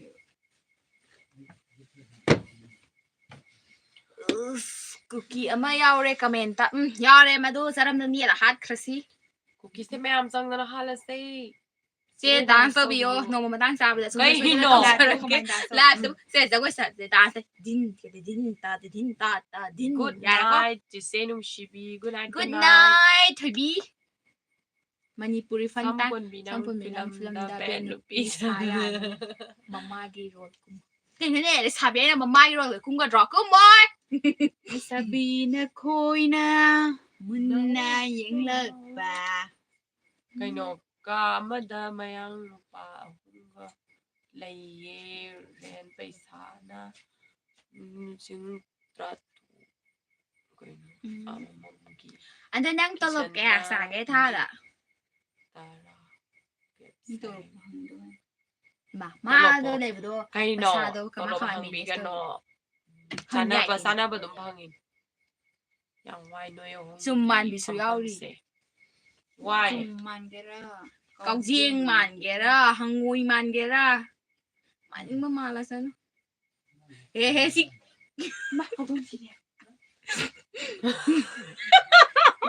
không có thể nào mà mang mi tolo buang tolo ti hai rồi hai ba ba em mà mình kia áo hai mình nó ăn bệnh ma kok tare bài nó thằng tôi đây bạn Di bai thao to le khurai.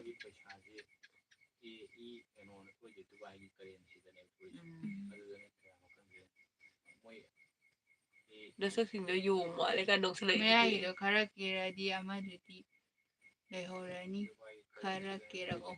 kia lắm mình làm mà lên lotion gì bạn Makeup lắm mà lại anh kia mình là makeup. makeup lôi cái Lai biro khara Instagram pai. bye bro mà nói Instagram. cái nó sẽ làm thì bao nhiêu Instagram đúng không nghe chưa Hi sister. Hi. Bây giờ hai mà vi sao dùng họ là gì Yung ate. mới dùng hot cái gì dùng mà dùng cái gì dùng hot cái hai bên mà hai bên đó là sự tiêu Jese ya surage. Zahira 45 50 above. Dumai le re. Sida ta o hai rồi. người ghi bài tí xí mà chắc phải ra bạn bị âm tại hệ gạo để bạn bịt cả lại cái này ở review anh nào ở TV rồi nè lên những người đi Ayo opi man. Yang dâu Opi wo. ni ai ang ko siman nga. người là TV những giờ chỉ biết là thằng thôi bạn để là các quan khả là bạn tuổi Adu dia ro yang. chẳng có nó cái hậu đông ga pamina hậu đông ga pamina ai mình đã honey skin đi câu vị ba thuốc hay thuốc cái đóค่อยขึ้นเนี่ยใช่ Yung hat ba ya ro ko ya. Yung hat用下用下ไปกระน้ำเตี้ยเลยก็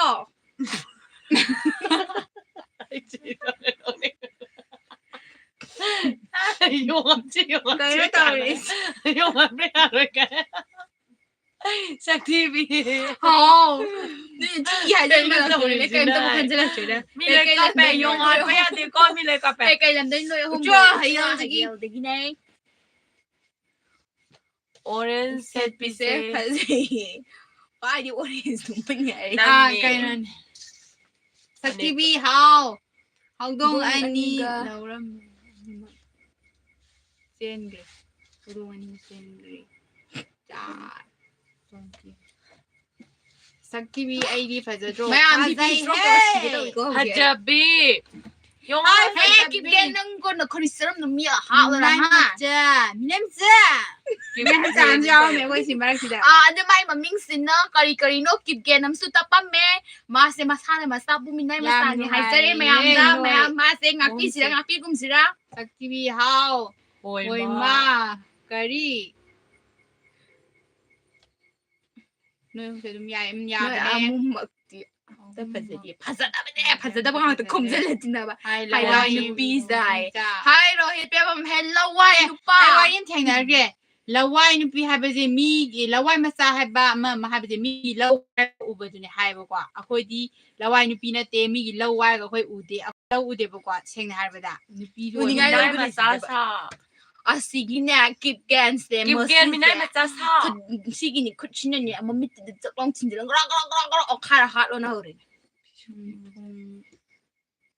luôn awai ba sizin na birakano no isi onzen na batalle ta seng na haro ba da na die mai sa na die onzen na gumsi napa na malay yang birakano napa na mana pok man yan kasi ano na ai lang di hawdo nga do na Yang mai nga di ni on he. naman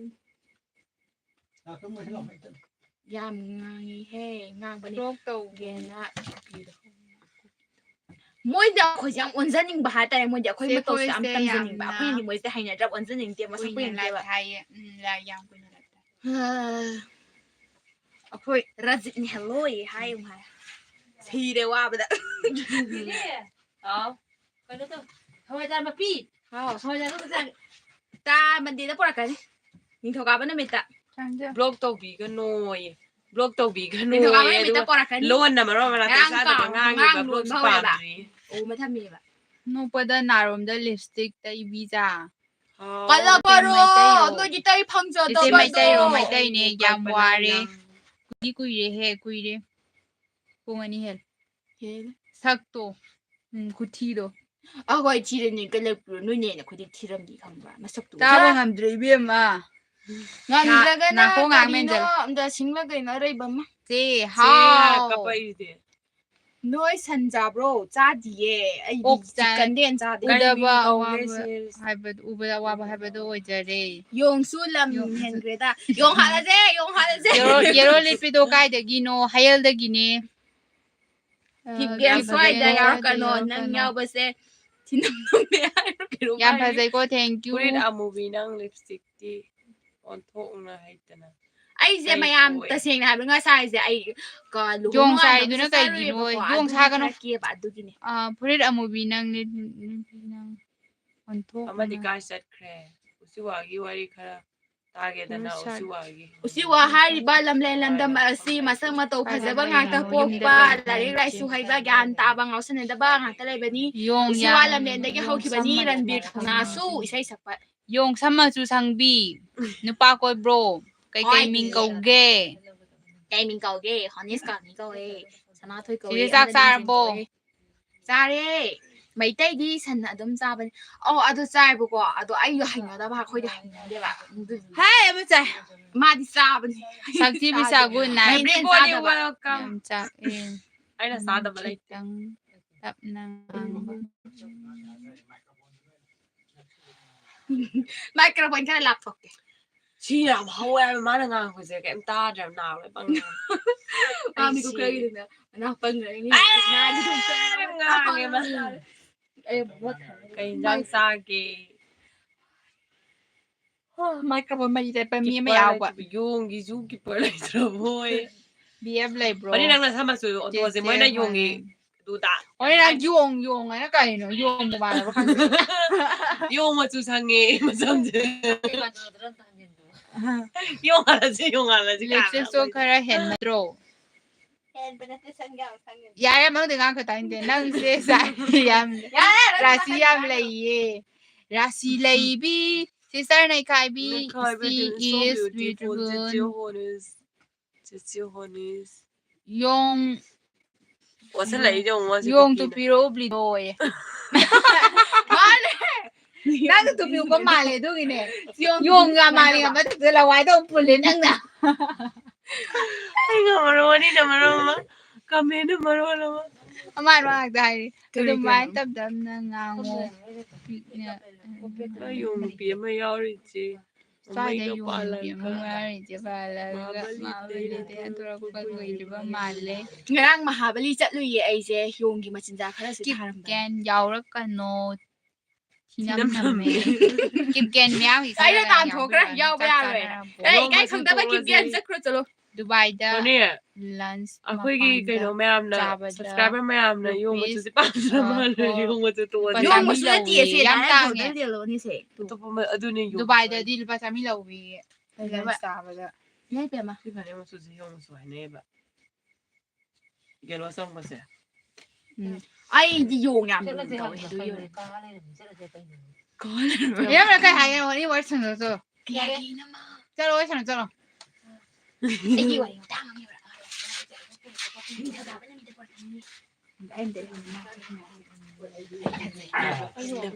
Minh hai o ai gina Lingjen ko we moi te ba si ti hoi tao boyfriend lai pro ming na hairak o tip gen do ignore tau biro chalo hoy nasa to timale o nangi o nangin lupong mobile yo male imagi mo tawai ke imagi mamo so le imagi mo bo waina brane tumning bro sa tv sa o kariba henju lina habra rasi di ta haura ba male yellow shirt yo mama la e ayung na mala bra yung ta ngai chale ko jikan akhoi lo yung oi ka do bye good night yong sing hayeng na hui olo wala ke black lip video kay min ko ke hi hello imagi yung yang siye ite simse thank you sauro nana pai rasi di do kay do ke char po chare mamang da 24 da subscribe ama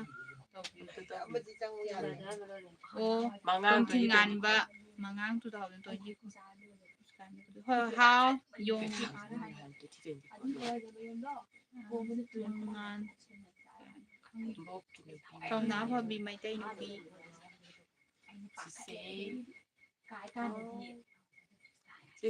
เจhow เย็นกับเยร้องก็กันนาแฮนนาฮาวีเย็นจะหา หันแก โอ้หันแกอ่ะเย็นบีก็เย็นบาก็นะแฮนเลย มาปาลำได้เลยอ่ะที่เว้ยตุ้มมันนี่พูดได้เลยมันนี่พูดได้เลี้ยงแต่บิดได้เลยสิ Goodnight ก็จะบิซิงมาปาลันได้เลยที่เว้ย สวยแต่น่าตัววิวแล้วคุยอัน เนี่ยคุย นี้ อัน จิ นี้ น จิน น้า นาจินนามันบะมันเป็นสักเซมันนะบะดิเบกิ ชีก็บอกจินน้าว่าท่าจันด้วยตุ้มนิ่งอันนี้ตุ้มมวย นั่นก็จุ่มนะไอ้เจ้านั่งนักสักกันดี我洗的นั่งเจียมบ่ค่ะก็มีป้าไปนั่งสุดท้ายเลยกัน น้องผมมาสร้างอย่างนี้ sister อาม่าโดกายมังเดน้อยยกมาแล้วไปมา สร้าง สา มาสร้างมาสร้างมุมสร้างกันเนี่ย ว่าจะบอกเลยเนาะ สิวที่ตุ้มมาเลยกิบแกน ki ge da ba hori sar man ni la ha ลี ni เลยรับภาษาบุกรีโนงานนี่ ดีเดี๋ยวไปสักไอ้ ลีรับภาษาบุกรีไอ้ขัดเนี่ยคุยได้เราถูกสวยแต่เนี่ย ka ma ni wa ลูกสิบตัว Yeah. ลูกสไลด์ดิ I love you ไปเถอะจิล่ะไม่เอาไม่สมูเลยก็สิเว้ย อ่าเฮ้ยยงตัว ไม่เอาสิเว้ยดิอ่ะบ้าย งตัวพี่ยงตัวพี่เราส่งไง ซ้ำแล้วพวกนั้นก็สิเว้ยดิอ่ะไม่แม่อย่าละมันนี่คันเลย sister อย่าไม่ได้คันเลยไอ้เนี่ยว่าคันดิ hello mana kami private ba do yeng ba yam no ngai ไอ้เนี่ยก็อยู่ใกล้ปีไม่ตัวถึงเป็นไงไอ้ตัวที่ไอ้ไหลเอ้ยไอ้ทางก็ลิงไอ้เสียงเขาไอ้ตัวที่เสียงอีก how are you ถึงจะเหรอ อะไรลิงจะงงไง กับเมียนมันทั้งปาโรสิเว้ยดิซ้ำอุดเด็กก็น้อย Are you okay hi yaar sang ma de chilem on ga ไอ้เนี่ยไม่ได้กินตัวมาเลยด่า karamba na ai ro ตาบดวารี ari bi ไป how pangan nupi male pangan nupi na ta bro pangan mani Pangan mani nupi na ta na bro ta, pangan nupi sunupi mate nupi sunupi ko nupi Are you sunupi okay, me kinda? nupi sunupi nupi sister okay are you okay okay hai tan ke na are you okay yeah are you okay Muslim a sige ki bien ja ka i ha na ngam ngong thang ki gen nang sin na mai ku ta ni bre ai da bu sam jing nga nya ha bi kai na na kun zan la ดูดาปังนะดูดาไก่หนุ่ยหนังงางดา na de moi na ha Ai đưa này hả na mẹ? pa ba นั่นจะแบบไอ้ขนมไทยเขาก็กินแกนั่งน้ำมันเดียมทำเลยกลายเป็นข้างแรกสักครั้งสลอ da jin tira ito คาราในสลอสิใส่เจ้าแกนี่โอ้ยกินแกเจียทรอตนั่งใช่เด้อนั่งกินเสร็จแล้วก็ในเต้นนั่งอาจจะต้องส่งกันรู้ kaya surage no yo humse jai di humpu ma toy noi tem je ma chin yam kal le คารากันมาเนี่ย banne jin ya chak Yang cha ra ganne. bo chak sa re เบรานี่เฮ้ขัดต่อคันนี้ ha ha ha กินแกนะฮันตะก็กำยันปีแรกก็ดินั่งไอ้เนี่ยมีไว้เป็นคนงานก็รวยนั่งสมคดียังงัง mayam sang dana นั่งเจไม่อำนะนั่งเจกันโนตรวนะยามปีราเดี๋ยว ari binatro no yo humse mane hare dana ai di ki su นี่ไงสิสติมานี่ปังนี่ไงสิเมื่อไงนี่ก็ฟังกันยังหาเราตัวตัวอีกครั้งเอา mo mo na chi ti ngai zani กินกงโนก็เอากินแกนน้ำไม้ด้วยอ่ะอีกใกล้ของมันเด็กข้างบราคุยว่านี่สิจะกันนี่มีน่าสุขที่นั่งงาไปสิบกายนะบอกนั่งทีเนี้ยน้ำให้อีเด็ดจะโลนั่งจะมีนายาเด็กข้างบราไอ้นี่ยาจึงไอ้มาทักษิตะ mauru pi kalen ni na ma pi da ba ไอ้ทำได้ยังไงไงอะดูกี่ไอ้ทำอุดนะบอกคุณ kalen no be pin ja ba ni kadra ke king kong yung amana กิบเกนเจกิบเกน get off นั่งกี่สิดานั่งกี่ maya นั่งกี่เท่านั้นเด็กกู yung tupiro uplido jin yam kali อีกาอีเบนาไอ้กี่เลยว่างังเดบนาไอ้กี่ itantala pupun sida nang le thina ru ba dai wa malito ani kung dyan lito kai bana ai makukta pikuk pido machinyang ka ni sinji matang matang matung ina kan Why biya I ka ni see my the nupi kai nya raga kanda you panam thaksan basin nuai ba akoy di nupi kai na driven ni na you thakte adu yawa kay lam dai na sister home se uchuwa hiyo de ni sister home se sak yam phasai thank you lam dai no sister home simple sister home se sagang phasai ma kun kun dai jo ngao ni ma isai do sa tuma se tumo kai no kai ma lai yo taning de kana no Pritam sana sam taning da banang di to taru no bolum de lai thau sak tang yengo je sa sai sai ki tre kana bolum le kala contenta sen sam yeng ning ga ga something hazin pi ma hi sister ai di cookie na tra ga na kipkian ha lai ni na ha khupang ha kim lo gen ka ni ni ku pi na ta bro cha khani kamra me nam ba ya ba bi na te ai se nam thak ya ba bi te nam go thang ꯀꯤꯞ ꯒꯦꯟ ꯍꯥꯏꯔꯒ ꯄꯣ ꯉꯝꯒꯧ ꯑꯩ ꯒꯥꯔꯤ ꯂꯩ ꯌꯥꯝ ꯋꯥꯏꯌꯦ ꯃꯥꯗꯤ ꯁꯨꯃꯥꯏꯅ ꯇꯧꯗ ꯌꯥꯝ ꯇꯧꯔꯝꯈꯤꯔꯣꯏꯕ ꯑꯅꯧꯕ ꯊꯨꯡꯉꯔꯕ ꯏꯃꯨꯡꯁꯤꯗꯤ ꯃꯣꯏꯁꯤꯗꯤ ꯈꯨꯟꯅ ꯍꯣꯏ ꯌꯥꯗ꯭ꯔꯦ ꯒꯨꯠꯁꯦ ꯃꯥ ꯇꯨꯝꯃꯝꯃꯕꯅꯤ ꯇꯨꯝꯕ ꯌꯥꯗꯅ ꯊꯣꯛꯂꯛꯏꯅꯦꯕ ꯃꯥꯁꯦ ꯆꯥꯛꯇꯤ ꯆꯥꯔꯕ꯭ꯔꯥ ꯑꯩꯅ ꯆꯥꯔꯦ ꯐꯨꯠꯃꯅꯨꯡꯗ ꯁꯨꯃꯥꯏꯅ ꯊꯝꯕ ꯀꯩꯗꯧꯔꯤꯅꯣ ꯂꯥꯏꯞ ꯊꯥꯔꯤꯌꯦ ꯍꯧꯖꯤꯛꯇꯤ ꯆꯦ ꯀꯣꯛ ꯉꯥꯎꯋꯦ ꯀꯨꯀꯤ ꯃꯤꯟ ꯊꯤꯕꯥꯏ ꯀꯣꯟ ꯂꯥꯏꯔꯣ ꯃꯤꯔꯣꯏ ꯂꯥꯏꯅꯦ ꯆꯥꯔꯕꯣ ꯆꯦ ꯆꯥꯔꯦ ꯃꯣꯕꯥꯏꯜ ꯏꯟꯇꯔꯅꯦꯠ ꯍꯧꯖꯤꯛ ꯑꯃꯥꯟꯗ ꯑꯦꯅꯔꯒꯤ ꯁꯦꯝꯕ ꯇꯥꯔꯦ ꯊꯥꯎꯒꯤ ꯍꯥꯞꯄꯗ ꯃꯥꯗꯤ 8,000 ꯆꯪꯉꯦ ꯏꯟꯀꯝ ꯑꯃꯗꯤ ꯃꯥꯒꯤ ꯆꯠꯈꯤꯕ ꯂꯥꯛꯄ ꯂꯣꯏ ꯂꯣꯏ ꯍꯥꯏꯕꯤꯔꯛꯑꯦ ꯑꯗꯨꯗꯤ ꯊꯥꯗ ꯀꯌꯥ ꯍꯥ ꯀꯩ ꯍꯥꯏꯅꯣ ꯂꯋꯥꯏ ꯂꯣꯏꯔꯦ ꯍꯥꯏꯔꯣ ꯃꯆꯥꯁꯤꯡꯁꯤꯗꯤ ꯂꯣꯏꯔꯕꯅꯤ ꯌꯥꯗ꯭ꯔꯣ ꯍꯥꯏꯖꯧꯗꯅ ꯃꯥ ꯑꯃꯨꯛ ꯂꯋꯥꯏ ꯂꯩꯐꯝ ꯈꯪꯉꯔꯣꯏ ꯐꯣꯟꯁꯨ ꯃꯆꯥꯁꯤꯡꯁꯤꯗꯤ ꯇꯧꯔꯛꯑꯅꯤ ꯄꯪꯍꯥꯏꯗ ꯍꯥꯏꯔꯛꯀꯅꯤ ꯐꯣꯟ ꯇꯧꯔꯛꯀꯅꯤ ꯂꯥꯛꯄꯗꯁꯨ ꯃꯤꯡ ꯍꯥꯏꯅꯤ ꯀꯩ ꯑꯥ ꯂꯥꯛꯐꯝꯗꯁꯨ ꯍꯥꯏꯅꯤ ꯑꯩ ꯁꯤꯗꯦꯕ ꯀꯥꯏꯗ ꯆꯦꯅꯦꯅ ꯃꯥ ꯄꯨꯊꯣꯔꯛꯏꯁꯤꯅ ꯁꯤꯗꯤ ꯀꯔꯝꯕ ꯅꯣꯏ ꯑꯅꯤ ꯀꯩꯗꯧꯔꯒꯦ ꯒꯥꯔꯤ ꯃꯈꯥ ꯂꯩꯀꯥꯏ ꯂꯩꯌꯦ ꯌꯥꯎꯍꯜꯂꯨꯗꯅ ꯇꯥꯔꯤꯗꯣ ꯃꯥꯁꯨ ꯒꯥꯔꯤ ꯌꯥꯎꯍꯜꯂꯨꯗꯅ ꯃꯈꯥ ꯂꯩꯀꯥꯏꯗ ꯂꯩꯌꯦ ꯕ꯭ꯔꯗꯔ ꯑꯃ ꯃꯈꯣꯟ ꯇꯥꯔꯤꯗꯣ ꯃꯥꯁꯨ ꯌꯥꯎꯍꯜꯂꯨ ꯃꯥꯗꯤ ꯑꯉꯥꯡꯅꯤ ꯌꯥꯎꯍꯟꯕ ꯌꯥꯗꯦ ꯆꯍꯤ ꯁꯨꯗ꯭ꯔꯤ ꯆꯥꯎꯔꯀꯥꯟꯗ ꯌꯥꯎꯍꯜꯂꯛꯀꯦ ꯃꯥ ꯆꯍꯤ ꯐꯖꯗ꯭ꯔꯁꯨ ꯁꯤꯁꯇꯔ ꯑꯃꯒꯤ ꯁꯝ ꯍꯦꯄꯤ ꯏꯠ ꯃꯨꯕꯥꯔꯥꯛ ꯉꯁꯤꯕꯨ ꯏꯠꯂꯣ ꯑꯩꯗꯤ ꯈꯪꯗꯦ ꯀꯨꯀꯤ ꯍꯥꯏꯔꯛꯑꯅꯣ ꯀꯨꯀꯤ ꯍꯥꯏꯔꯛꯀꯅꯨꯌꯦ ꯃꯉꯣꯟꯗ ꯀꯅꯥꯅꯣ ꯅꯃꯤꯡ ꯑꯣꯟꯊꯣ ꯌꯥꯝ ꯊꯨꯅꯅꯦ ꯅꯪꯒꯤ ꯀꯩꯅꯣꯗꯣ ꯌꯨꯖꯔ ꯅꯦꯝꯗꯣ ꯑꯣꯟꯊꯣꯛꯑꯣ ꯈꯪꯕ꯭ꯔꯥ ꯅꯠꯇ꯭ꯔꯗꯤ ꯅꯪ ꯁꯤꯕ ꯉꯝꯒꯧ ꯇꯥꯔꯦ ꯊꯥꯡ ꯈꯪꯕ꯭ꯔꯥ ꯀꯤꯞ ꯒꯦꯟꯁꯦ ꯀꯨꯀꯤ ꯍꯥꯏꯔꯛꯀꯅꯨꯌꯦ ꯀꯨꯀꯤꯗꯨꯕꯨ ꯀꯨꯀꯤ ꯍꯥꯏꯔꯛꯀꯅꯣꯌꯦ ꯃꯥ ꯀꯨꯀꯤ ꯄꯥꯝꯗꯦ ꯃꯥ ꯍꯥꯏꯁꯦ ꯃꯥ ꯄꯥꯝꯖꯗꯕꯅꯤ ꯃꯤ ꯀꯩꯅꯣ ꯀꯨꯀꯤ ꯑꯣꯏꯔꯁꯨ ꯄꯥꯝꯖꯗꯕ ꯍꯅꯤ ꯍꯦ ꯀꯨꯀꯤ Happy ꯃꯤꯅꯥꯏ ID. ꯀꯩꯅꯣ ꯅꯪ ꯉꯥꯡꯉꯤꯗꯨꯕꯣ ꯂꯩꯔꯦꯀꯣ ꯍꯦꯄꯤ ꯃꯧ ꯑꯩꯗꯤ ꯃꯥꯜꯂꯦ ꯍꯣꯅꯤ ꯃꯨꯕꯥꯔꯛ ꯅꯣꯏ ꯀꯨꯀꯤ ꯃꯩꯇꯩꯗꯤ ꯈꯔ ꯀꯤꯕ꯭ꯔꯥ ꯂꯩꯔꯦꯀꯣ ꯃꯧ ꯃꯥꯜꯂꯦ ꯍꯣꯅꯤ ꯅꯣꯏ ꯀꯨꯀꯤ ꯃꯩꯇꯩꯗꯤ ꯄꯛꯇ꯭ꯔꯦ ꯈꯤꯇꯪ ꯈꯤꯇꯪ ꯄꯛꯅꯕ ꯇꯧ okay Happy journey Happy for sistersing शादी होगी शादी होगी गया ꯆꯣꯡꯖꯜꯂꯒ ꯇꯧꯅꯔꯝꯃꯤꯁꯨ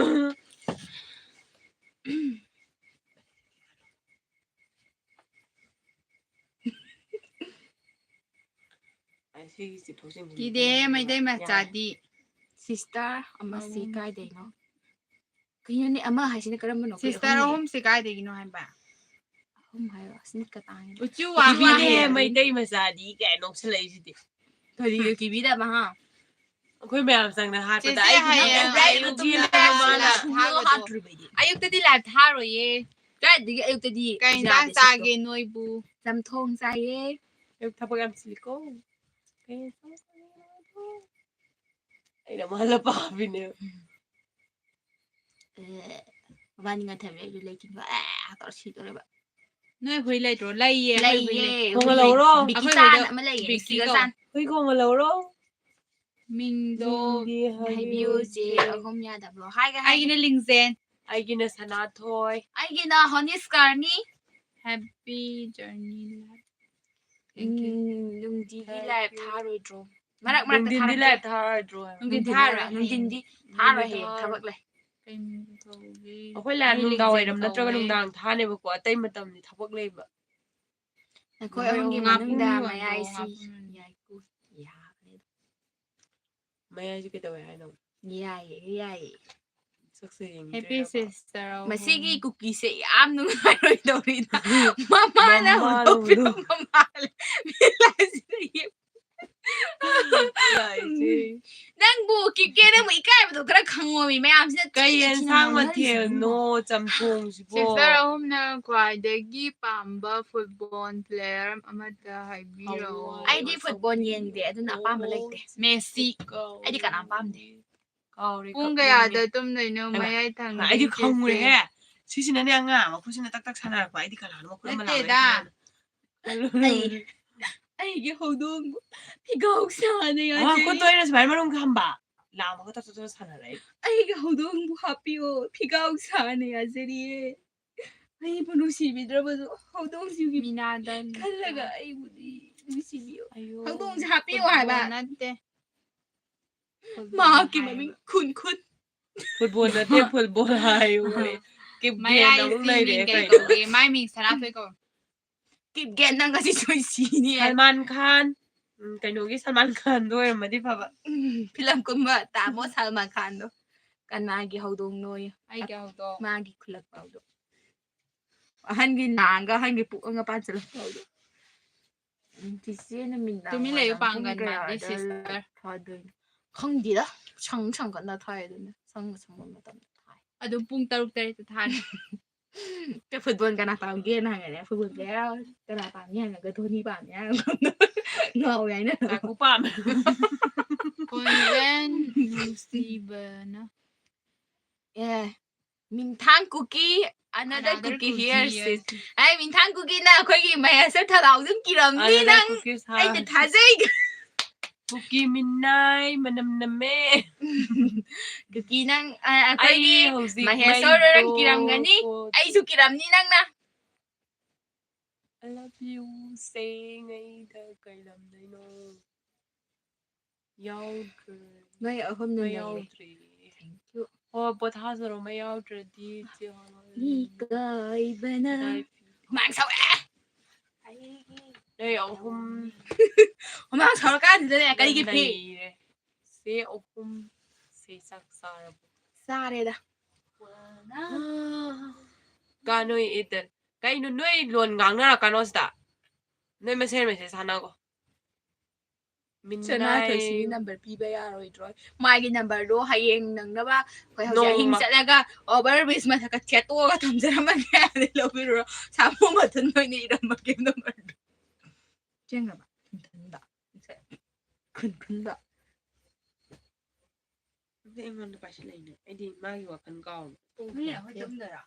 Tôi muốn Cái đó các mà cũng làm mấy gì. Ai mày không có được làm bài trên này rồi chơi chơi cái là sẽ đâm như ra tao thân nó nhiều nha. Cái nó tao đi xin à. Sẽ hôm sẽ cái gì. Ủa chưa à hay gì đấy.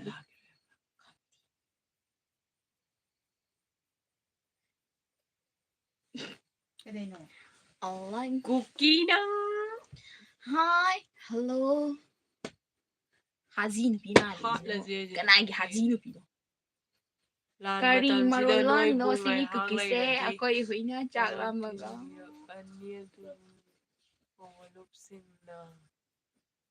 Này nè bao. Mama ka papa ka na may chokoga. Mình ra thì hơi tôi năng qua tha thổ. Này thì chiều hơn nhỉ. Ai Baron hai gì mình nào hay cái Baron ngang ngang sao ra. I love you my sweetheart. Sister ông Jam like. Thank you. Ama di. Auto black way cái đấy. Ama na lipstick sang. Lipstick có thể sang một gì nữa có nhiều mai lại thì mình này. Cái class tao nghe nói PUBG Mobile Games hana draw hana đi. Em mama có gì ở đó thấy thế. Baron. Mà du doctor. Baron. Doctor hết phăng rồi. Cái nào hay gì bỏ? Cái nào nọ? Nữ PM mình đi, nữ PM mình là mất kre. Mà này gì ở đâu vậy? Cái nó. Sẽ Honey hai bạn nè. Honey cái ni hai bạn. Cái class tao nghe. Cái đâu cái nghe tâm nghe. Em yêu được tâm nghe.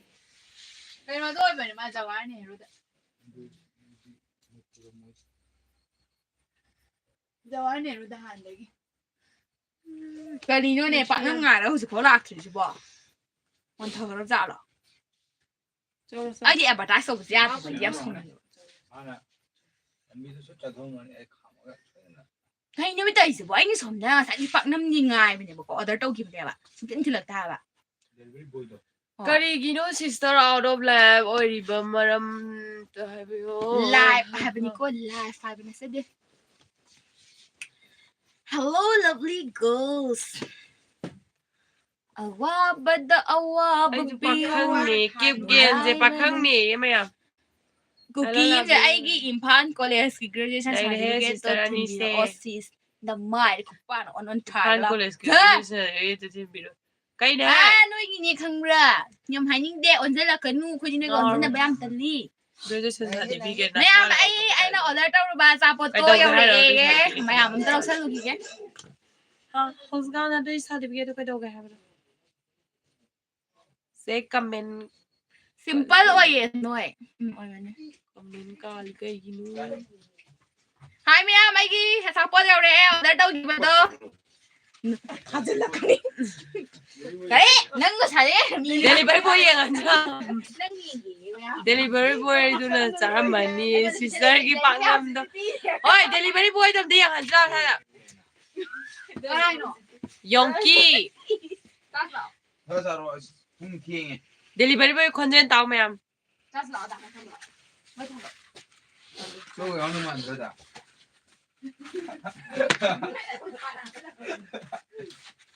certificate mai thabirang ganu boy kip gen honi kip gen mai certificate mai thaganu thabirang ganu cái đấy nó sẽ cho hay sẽ mình không giờ cái chỉ sẽ honi cái anh à xin một thằng rồi thằng sẽ